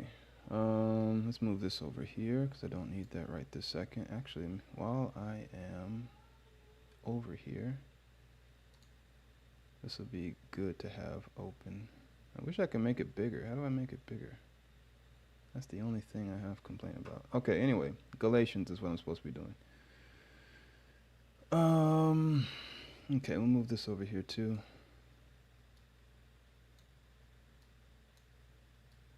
That's good. And then we're going to share our screen.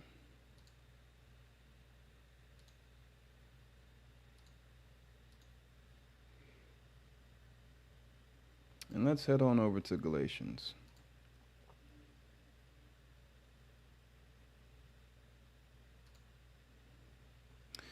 Okay.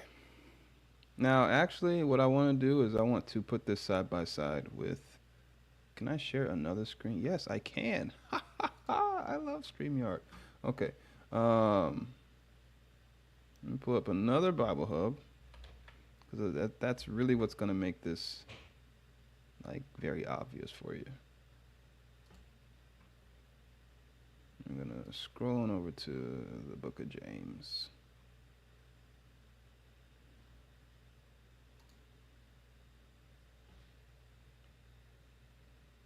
A different world. Rashard, are you trying to roast me right now? Cause I don't know, but that's hilarious. all right, you said your preference is the New Living Translation. As you wish. As you wish. The NLT. Okay.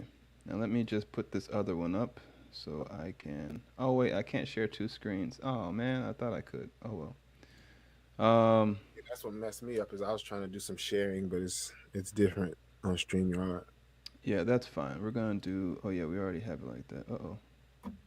Wait, where'd it go? I don't see me. I mean, the screen. Okay, that's not what I wanted to do.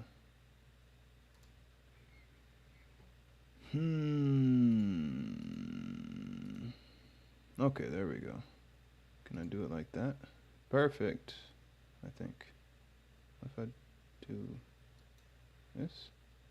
No, that doesn't work. All right, can you see that okay? Or do I need to zoom in, don't I? Yeah, I'd zoom in if I were you. All right, this letter is from Paul, an apostle. This is Paul writing now. All right, so just imagine you're writing this and try and hold back the cringe. This letter is from Paul, an apostle. I was not appointed by any group of people or any human authority, but by Jesus Christ himself and by God the Father who raised Jesus from the dead. All right, if we pause there for a second, first of all, who is he writing to? He's writing to Richard, I can't with you. Just come on. Just come on the stream. Bro, you're too funny to just be in the comments. We need your presence. This letter is to the churches of Galatia, right? Galatia is a place that he's already been once, right? And this is kind of diving into what Paul was doing. How Paul won is like a whole nother conversation because what we're going to discover is that Paul was in conflict with the other disciples. That's the reality. You have the disciples of Jesus versus Paul. And for some reason, Paul is the one where Christians are getting their religion from. All right, that's red flag number one. But how Paul won against the disciples is another story for another day. But right now, we're just going to analyze this and establish that he was at odds with them. So the reason why, just think about the subtext here, because he's not going to say it explicitly, but you can read between the lines. And it's clear just from this first one that he's already kind of on the defensive. He's basically punching his own ticket. He's saying, look, this letter is from Paul, an apostle. And I was not appointed by any group of people or any human authority. Why would he need to say that? We're going to keep reading and find out. But by Jesus Christ himself and by God the Father. So basically an appeal to authority. All the brothers and sisters here join me in sending this letter to the churches of Galatia. May God the Father and our Lord Jesus Christ give you grace and peace. Jesus gave his life for our sins, just as God our Father planned, in order to rescue us from this evil world in which we live. All glory to God forever and ever. Amen. Now, before we go any further, Desmond, did you put the link in there? Working on it right now. I can't hear you. My bad. I said working on it right now. I Okay. was doing some other stuff, but yeah, I'll do it right now. So, Rashard, if you're there, if I don't know if you want to come up or just type in the comments, I would like you to tell me. Take yourself home. I would like you to tell me, uh, which or who is the first person or the first written account we have that claims Jesus was crucified. Now, how do I pin that? Shouldn't I be able to pin it? Since I am me?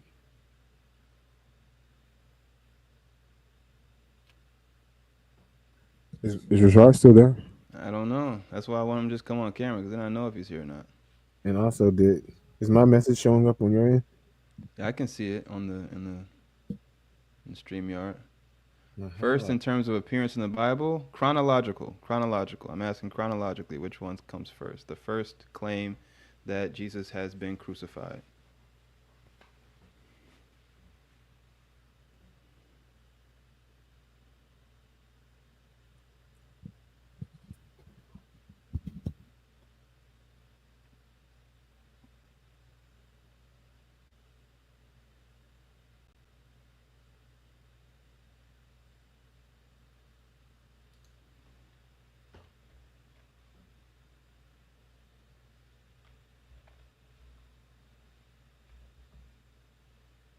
Desmond, do you know the answer to this question?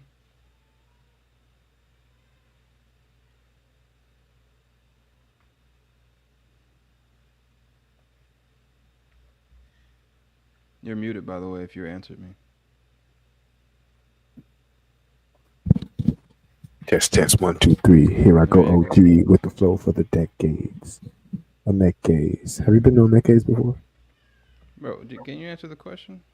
I said what you did not hear was I said that I have a guess, but I don't think it's correct. Okay, while we're waiting on Rashard, what's your guess? I'm guessing it's Matthew, Mark, or Luke. And you would be incorrect. Rashard's right. It's Paul's letters. Now Well, imagine look that. at that. If only he was on call, we could have had that answered 22 seconds ago. Imagine that. Right? Most people would think like Desmond, right? Just joking, Rashad. Matthew, Just Mark, joking, Luke, bro. or John, of course. Why? Because first, they're earlier in the book. You come across them first, and two, they're allegedly from the disciples. So you would think the first people to share this news would be the disciples, but for some reason, it's not. The books that we have written that are anonymous but have been attributed to Matthew, Mark, Luke, and John came decades after Paul already started telling people that Jesus had been crucified. Now, was Paul there? No. He claims how many people were there. I think he says 5,000 or is it 500? One of those. It's either 500 or 5,000 uh, eyewitnesses is what he claims. But we don't have any of their writings. Of those 500, even if you look at the gospel accounts that we have that are attributed to the apostles, the synoptic gospels say that all of the disciples fled. So how are they writing about an event that they didn't even stick around to see? John says that he stayed, but of course that brings up the synoptic problem. But that's not what we're talking about today. So you have Paul telling people that Jesus has been crucified. Now let's continue and see what's going on here. As soon as he opens with this, right? Remember how he opened. This is Paul, an apostle, not appointed by man, but by Jesus Christ himself and by God the Father who raised Jesus from the dead. I am shocked that you are turning away so soon from God, who called you to himself through the loving mercy of Christ. Now, it doesn't take a whole lot of mind reading to understand why he would say that. Like I said, we have to look at the subtext here. He's shocked that the Galatians are turning away so soon from God, who called the Galatians to himself through the loving mercy of Christ. You are following a different way that pretends to be the gospel or good news in the New Living Translation, but is not the good news at all. You are being fooled by those who deliberately twist the truth concerning Christ. Any guesses who he's talking about? Oh, we lost Desmond. Oh, there he is. Desmond, any guesses who he's talking about who's deliberately twisting the truth concerning Christ? Oh, it's probably James. I'm not going to say. We're going to find out here in due time, though. I said it's probably James if you ask me, but I don't Yeah, know I heard you. I much. said I'm not gonna give the answer away just yet, but we're gonna find out in just a second. Let God's curse fall on anyone, including us. Who is us? I don't know. Probably him and alias Luke, or what's the other guy's name? Barnabas. Including us, or even an angel from heaven who preaches a different kind of good news. Now, that should be a red flag to anybody. This is the same problem I have with um, well, certain Jews today. I don't think all Jews probably believe this, but enough of them do to where it's an issue for me. But as we've discussed before, I've heard Jews say that if a prophet came to them and told them that they were following the wrong path and that they needed to stop listening to the rabbis, they would disregard the prophet and go with the rabbis. That's the same thing he's saying here. He's saying if an angel from heaven comes down and tells you that this is not the right gospel, don't listen to the angel, listen to me. Right? Now, the other thing that this raises, the other subtext we have to ask here is if this letter was written before the four gospels you read in the Bible, what gospel was he talking about? Because when he says that if anyone preaches any other gospel than the one that you welcomed, referring to the one that he brought them, let that person be cursed. It wasn't Matthew, Mark, Luke, or John because Matthew, Mark, Luke, or John had not yet been written. Okay? So it says, obviously, I'm not trying to win the approval of people, but of God. Why would he say that? Why does he sound so defensive? I'm not trying to win the approval of people. I'm trying to win the approval of God. If pleasing people were my goal, I would not be Christ's servant. Sounds good on the surface, but when you understand a little bit more, let's keep reading. Dear brothers and sisters, I want you to understand that the gospel message I preach is not based on mere human reasoning. Look at what he's trying to draw this contrast. He's Wait, trying could you to. read that again? It was choppy on my end. I'm sorry. What? Dear brothers and sisters, I want you to understand that the gospel message I preach is not based on mere human reasoning. I received my message from no human source. That would include the apostles, the disciples. He did not get this gospel from the disciples. No one taught me. Instead, I received it by direct revelation from Jesus Christ. Now, when you read that and you've already read what has been attributed to the disciples and everything lines up, you think, okay, no problem. But when you understand that those did not exist at the time and that they weren't actually written by the people that it claims that wrote them, then the cracks start to appear. You know what I was like when I followed the Jewish religion. When I followed the Jewish religion. Now, if you've done your homework, if you've done your research and looked at what the earliest quote-unquote Christians called themselves, they still considered themselves to be Jewish. Why doesn't Paul?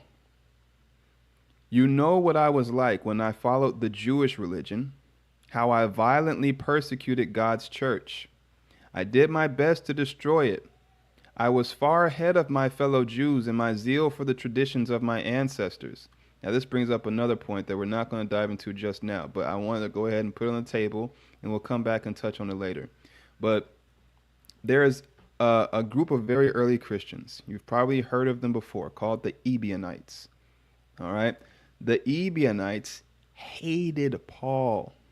They hated this man.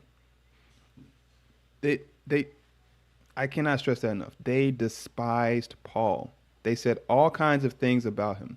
But the thing is, we don't actually have their version of the story. We don't have their side.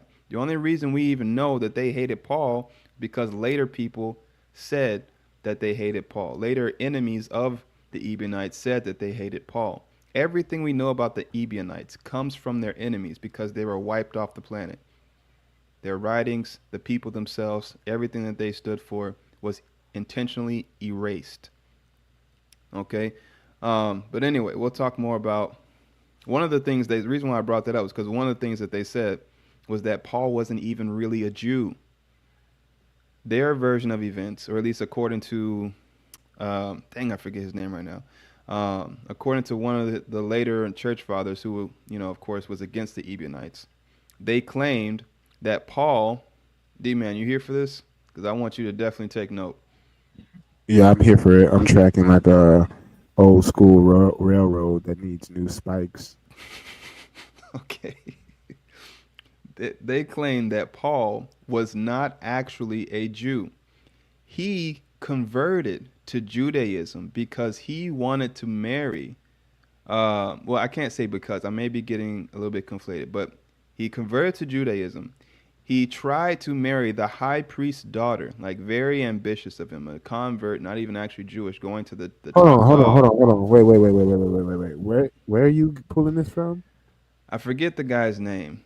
I want to say, was it Epiphanius? Epiphanius? Hang on, let me see. I think So is it like a old Greek scholar? What it's time period a is it church writing? father. It's a church father writing about the. I think it may be the pseudo Clementines. I can't remember exactly where it is. I'll find it Rashard, do for you you. know what I'll any of give you the these words source. mean? Pseudo I'll Clementines? I've never heard of that. Or I'll this give old you the cult. source. Okay, but Appreciate right that. now, Thank just let you. me get through this, and I'll You put can the source up for you. let it Um, simmer. Let it simmer. Let it simmer. I'm listening. yeah. So according to him, according to them, Paul was not a Jew. He converted to Judaism. He very ambitiously tried to seek the high priest's daughter as a wife. The high Can you priest pause for a refused. second? From my Yeah. research, he was already from a middle class family, and his father was as well. Okay. This seems Let to me just finish. contradict. Let me finish because all I'm doing is telling you what they said or what he says that they said. Okay. Sorry, I'm sorry, not sorry. taking My this bad. position. My bad. My Okay. apologies. No worries. So according to them, he was not actually a Jew. He converted to Judaism. He very ambitiously sought after the high priest's daughter to marry her. And of course, as an adult converting to Judaism, he had to circumcise, right? And the a high priest rejects him, rejects his marriage proposal, and out of bitterness, that is why you see him. And later we'll see it when we come across it. But he actually says when he's talking about circumcision, because he's against circumcision. I wonder why. But he says he hopes that those who basically think they're better or whatever, he hopes they emasculate themselves. He hopes their hand slips while they're circumcising, and that they, you know, take the whole thing off. Um, but yeah, that's a side note. We'll cover that later, and we can't confirm or deny that. But just know that according to an early church father, So one of the you went earliest out groups of for like the Christianity, last. uh, Just said uh, something to you. what'd you say? Hang on You one second. Hang on one second. We'll there's a pause delay. this. There's a delay. Oh, you went out for a second. You're clean now, but it was like Okay, muted or something give me for a one second. second. I'll be right back. Give me one second. No worries. Yeah.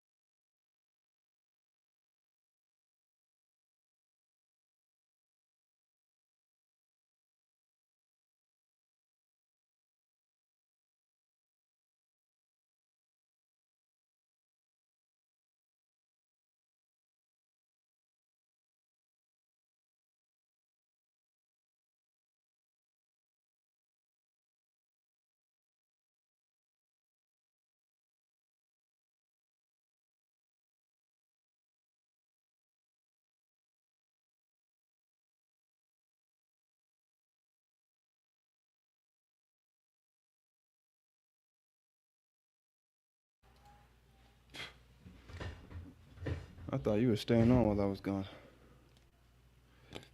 Are you there?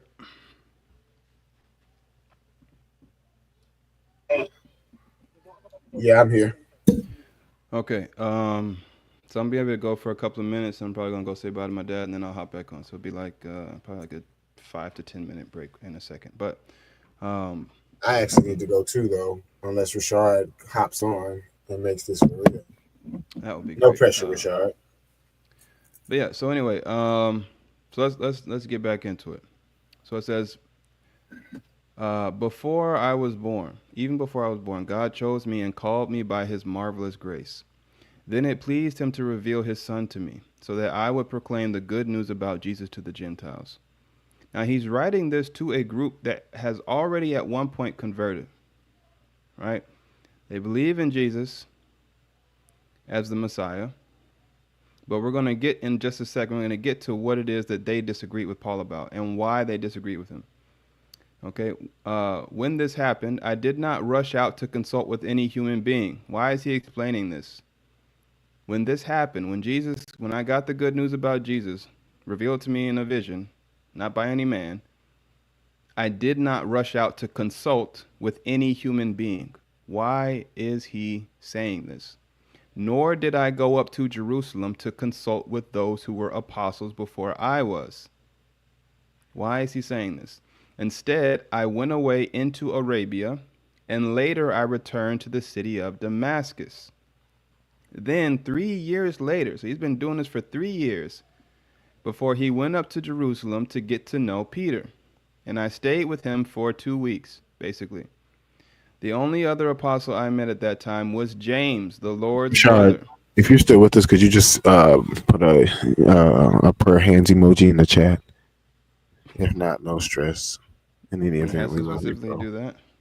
Anyway, You don't have to specifically do that, bro. Any I'm just giving you a hard time. any inflection.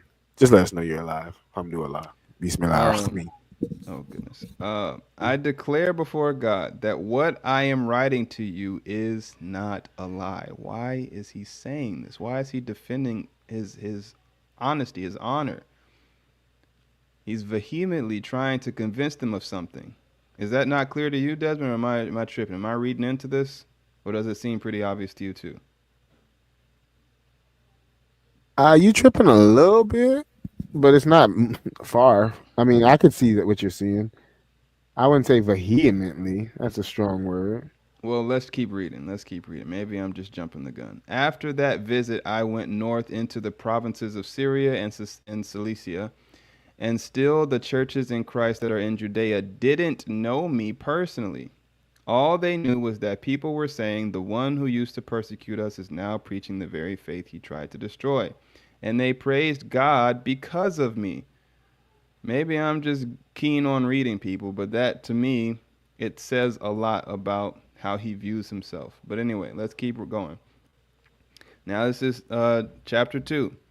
14 years later, so it was 3 years he was doing his own thing before he went and talked to two apostles for 2 weeks and then dipped out again. And then 14 years later, I went back to Jerusalem again, this time with Barnabas. And Titus came along too. I went there because God revealed to me that I should go. While I was there, I met privately with those considered to be leaders of the church and shared with them the message I had been preaching to the Gentiles. I wanted to make sure that we were in agreement for fear that all my efforts had been wasted and I was running the race for nothing. Now, this is why I'm saying, I don't think, this is why I don't feel like I'm tripping. Imagine I wrote this letter to you. If I'm writing this letter to you and I'm telling you without you asking that I went to go meet with the people who you consider to be authorities because I was, I just wanted to make sure I wasn't wasting my time after 14 years, what do you get from that?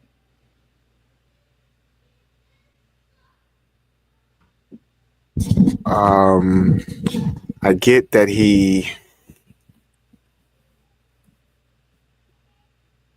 I wanted to make sure that I was in agreement with the people that you consider an authority after It I've sounds been like doing this he. for 14 years.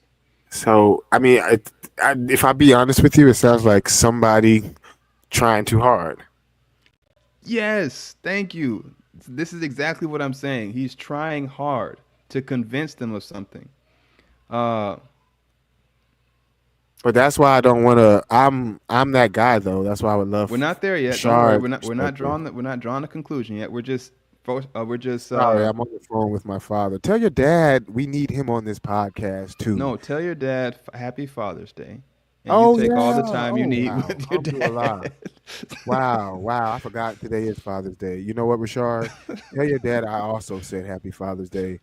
Tell Yeah. him this. I'm sorry, Matthew. I have to do this right now on Uh oh. live and direct. 2 hours Uh and 17 minutes into the pod.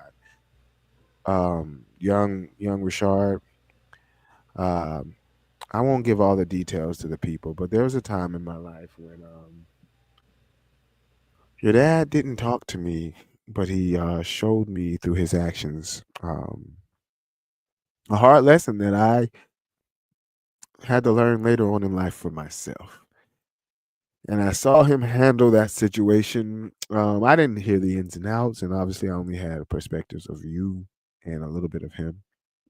But those two things combined was enough for me to tell you to tell him that I appreciate his resilience and dedication to the craft and to his soul's highest pursuits. Please relay that message to him at your earliest convenience. Abdullah. yeah, that was beautiful. And this is honestly what it's all about. Is we all trying to figure this out together. So yeah, so he says that he's trying very hard to convince them of something, right? I wanted to make sure that we were in agreement after 14 years, for fear that all my efforts had been wasted and I was running the race for nothing. And they supported me. Hang on one second.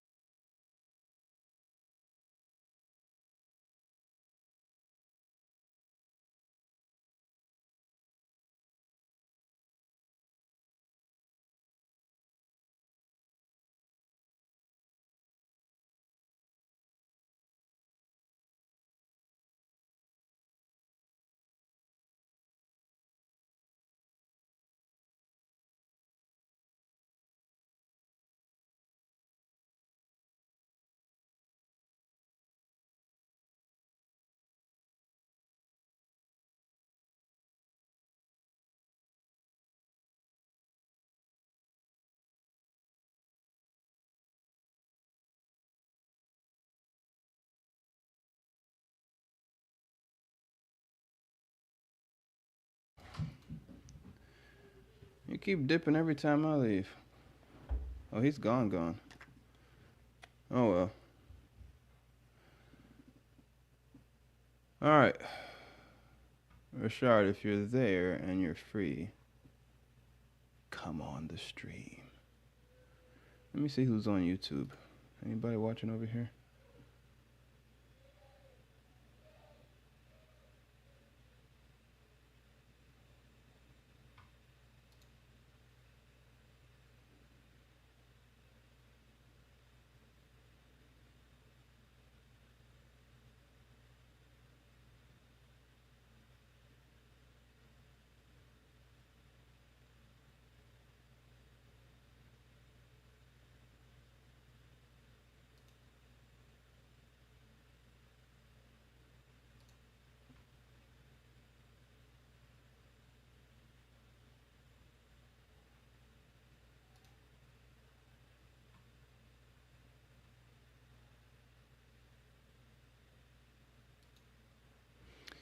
All right, well, I'll just wrap up here then. So, we're looking at Galatians 2.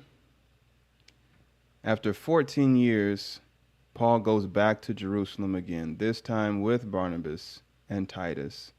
And he goes there after 14 years to make sure that his message was in line with the leaders of the church. I don't know if y'all are tracking, but this is really not making any sense, right? It's like if I were to go abroad as a self-appointed ambassador of the United States, and I wait a decade and a half to come back to the U.S. and make sure that what I've been saying actually aligns with what the president wants me to say. It's not even the same president anymore at this point. Right? So this doesn't make much sense. But let's keep reading. He claims they supported me and did not even demand that my companion Titus be circumcised, though he was a Gentile. Again, why is he bringing this up? Read the subtext. What is he responding to? He's clearly responding to something. What is he responding to? Even that question came up only because of some so-called believers there, false ones really, who were secretly brought in. They sneaked in to spy on us and take away the freedom we have in Christ Jesus. They wanted to enslave us and force us to follow their Jewish regulations, but we refused to give in to them for a single moment. We wanted to preserve the truth, the gospel message for you. Now, before we go on, I think that's exactly where I wanted to go. Let me see.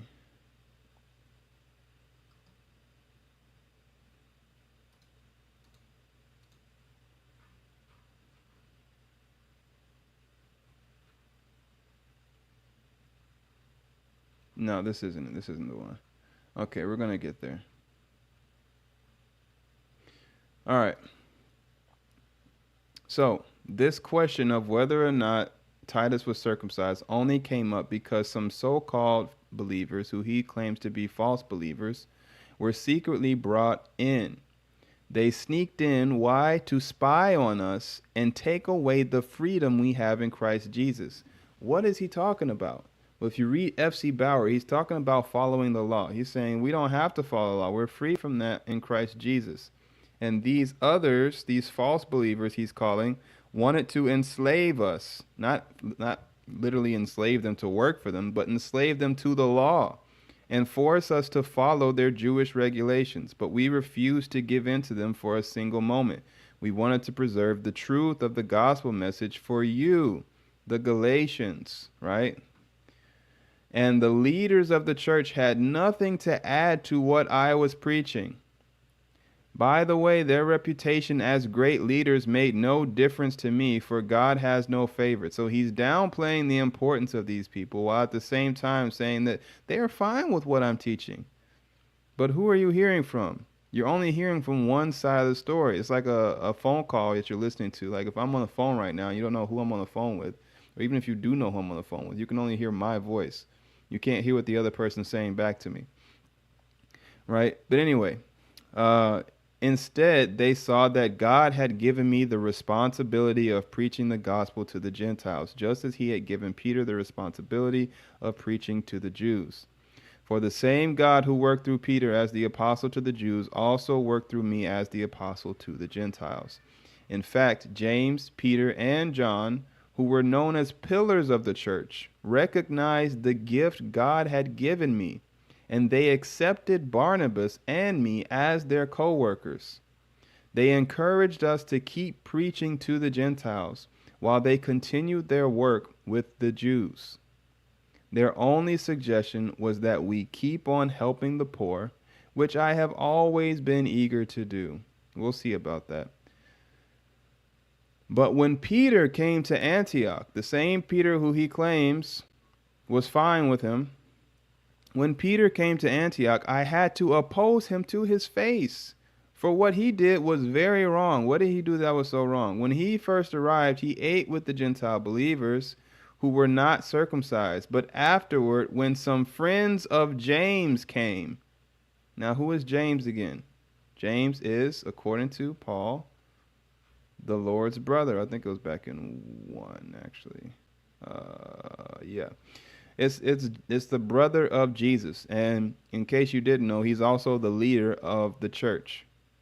So some friends of James, the leader of the church, came. And then at this point, Peter wouldn't eat with the Gentiles anymore.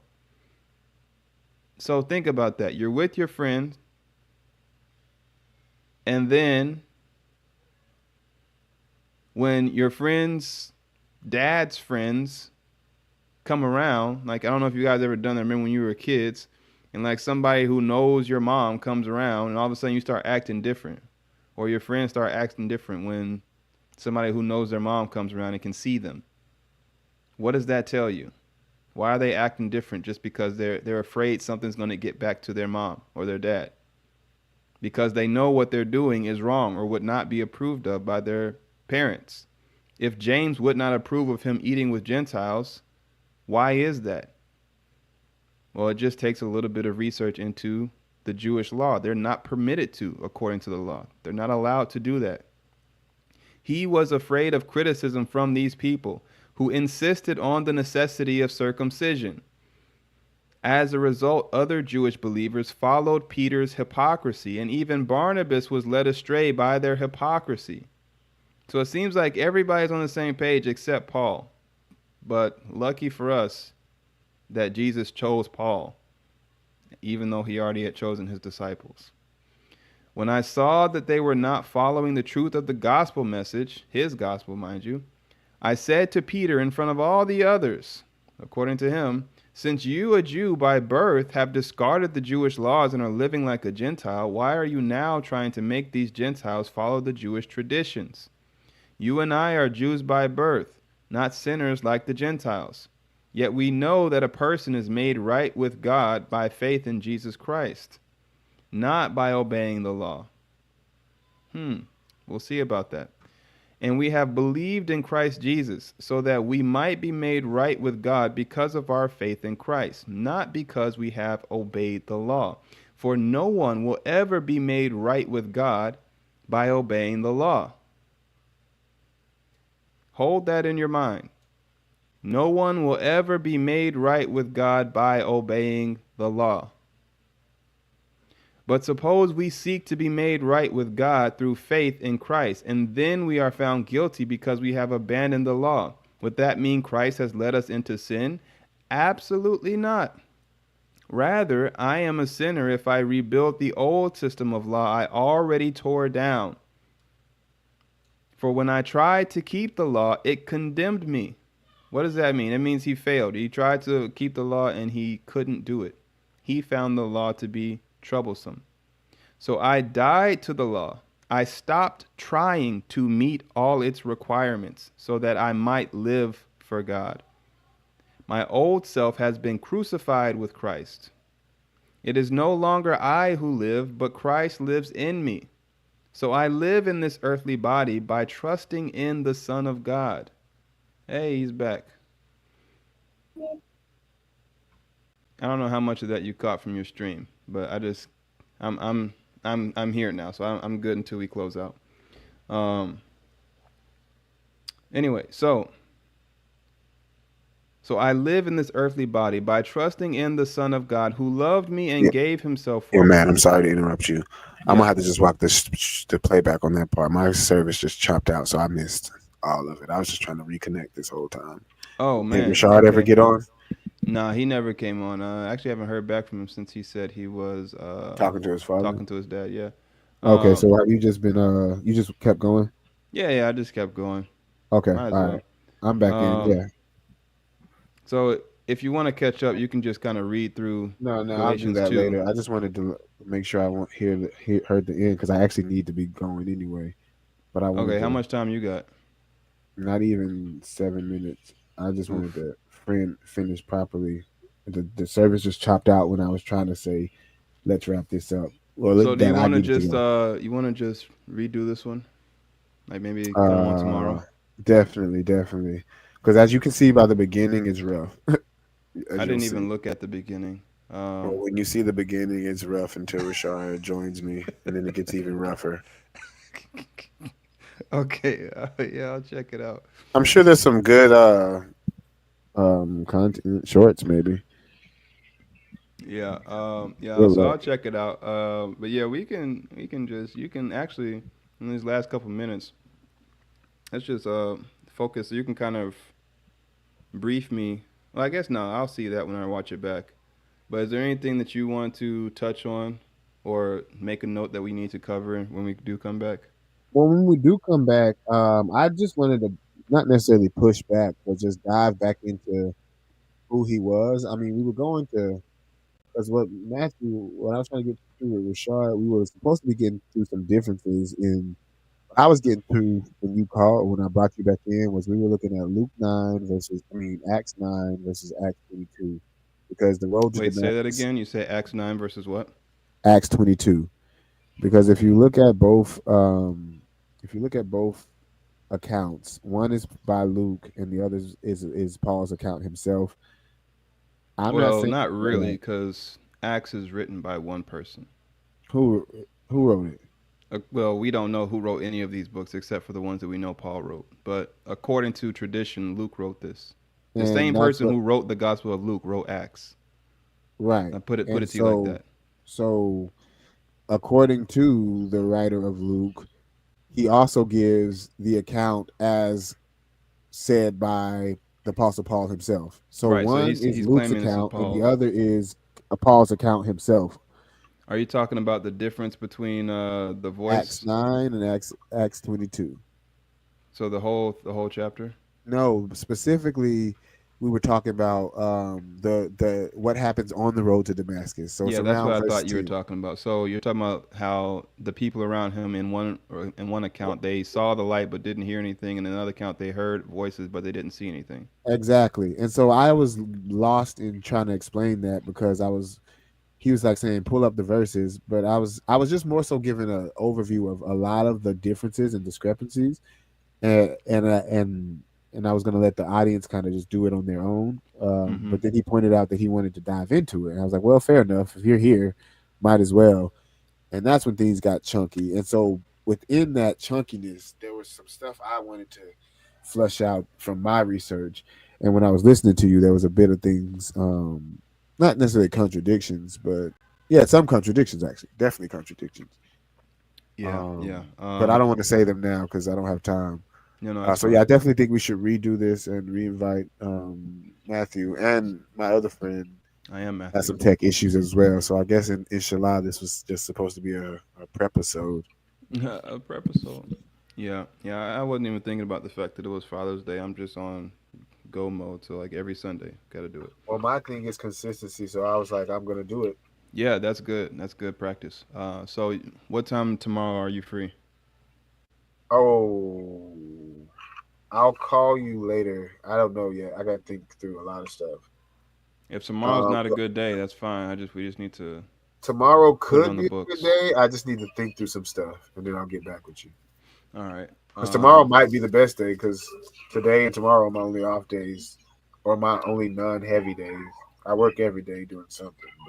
Okay, so if it is tomorrow, I can go probably as early as like 10 your time. 10 a.m. Okay. That I was thinking maybe around the same time we recorded today, actually. That's fine with me too. I'm just saying that's like the earliest I could go. Okay. That might be a little too early for me, but I'll let you know once I think through what I got to do. And then the latest I can go to tomorrow should be probably around now. Yeah. What time is it on the East Coast? It's 9. Okay. So I need to be wrapping up at by 9 tomorrow at the All right. latest. As long as we make sure the bird's the word, we should be good. Yeah, it should be good. And that'll also help me to or give me time to watch back what you guys talked about, and it might, kind of give me some new direction to make sure I cover. And I'll have all those sources for you for the pseudo clementines. Uh, Um, uh, uh, uh, okay. he's like, When I Rashard, do hear you those know what words, they any of don't these words sound mean? real. Maybe because the word pseudo is in them, your brain's automatically saying that means fake. Yeah. Yeah, maybe. Well, they are fake, so that's why they're called pseudo clementines. Well, folks, this is another episode of the AQNQL. If you're Rashard blind, said, we Desmond, will. step up your shirt game for the next video. Matt's killing you. Oh, wow. He's Uh, back. I'm oh glad this man, is a we could have used you, prepisode. Rashard, but shout out to your dad. Um, Yeah, did you deliver the message, by the way? Rashard, please join us again tomorrow. We'll keep you posted on when we're coming on. We're gonna redo this whole thing since it was so disjointed and fractured. We're just gonna take it as a practice run. So tomorrow will be the real dive into our, I don't know if I call him a friend, but our infamous Saul of Tarsus. How I Uh, see him is a lightning rod of a character in a yeah, Rashard pivotal didn't text. even hear your message to give to his dad, which Wow. it Wow. That almost hurts, but I'm kind of used to it at this point. was. He was on Wow. the phone with him. Oh man, so that's I guess actually I'll try to clip the playback because I can't repeat it. It brought tears to my eyes actually, and I refuse to go back to that place. oh gosh. But hey, I guess it was meant for the people and not for you, Rashard. Man, Alhamdulillah. oh my goodness, I gotta clip that one. That's funny. Thanks, Rashard. We're gonna go viral because of your insults. This man poured his heart out. Oh gosh, I'm sorry. I'm sorry. It is pretty hilarious. I can't lie. Well, Yeah, I it's guess not are you Rashard's gonna fault. He was on the phone. are you gonna finish are you gonna finish that part with Rashard? What part? What are you talking about? Never mind. No, no, I'm just gonna. Yeah, we'll just call it, and we'll have Uh, everybody here tomorrow, Lord willing. well, it was one of Um, those things, Rashard, where when you said you were talking to your father, I kind of just immediately went into an expose of like how I felt about your father. But essentially, what I said was he did this thing when I was younger that really showed me the resilience of a man, and I have always appreciated his fervor and desire. I haven't always understood him or agreed with how he moved or whatever, but at a time in my life, he was a silent example of resilience. I will say, and leave it at that. So just tell him Happy Father's Day and thanks for leading by example. yeah, he's gone again. He didn't get any of that. All right.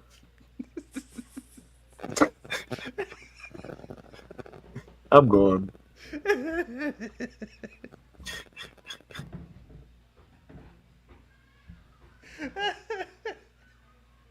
Oh gosh. Oh, we have fun. Okay, thank you everybody who took the time to watch this, but it was a false start. No.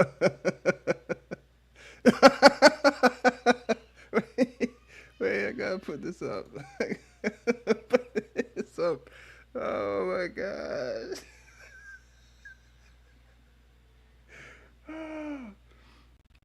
Okay. All right. I'm gonna end the stream. We're gonna do this again tomorrow, guys. We're gonna redo this whole episode. So if you have something to say about Paul, you think we're wrong, he was actually an apostle, we want to hear from you. We want to make sure all voices are represented here, so it's not just so it's not just me. Yeah, I have my views, but I'm very open to hearing opposing views as long as it's backed by evidence. So yeah, we'll leave it there, and I will see you all in the next one. Peace.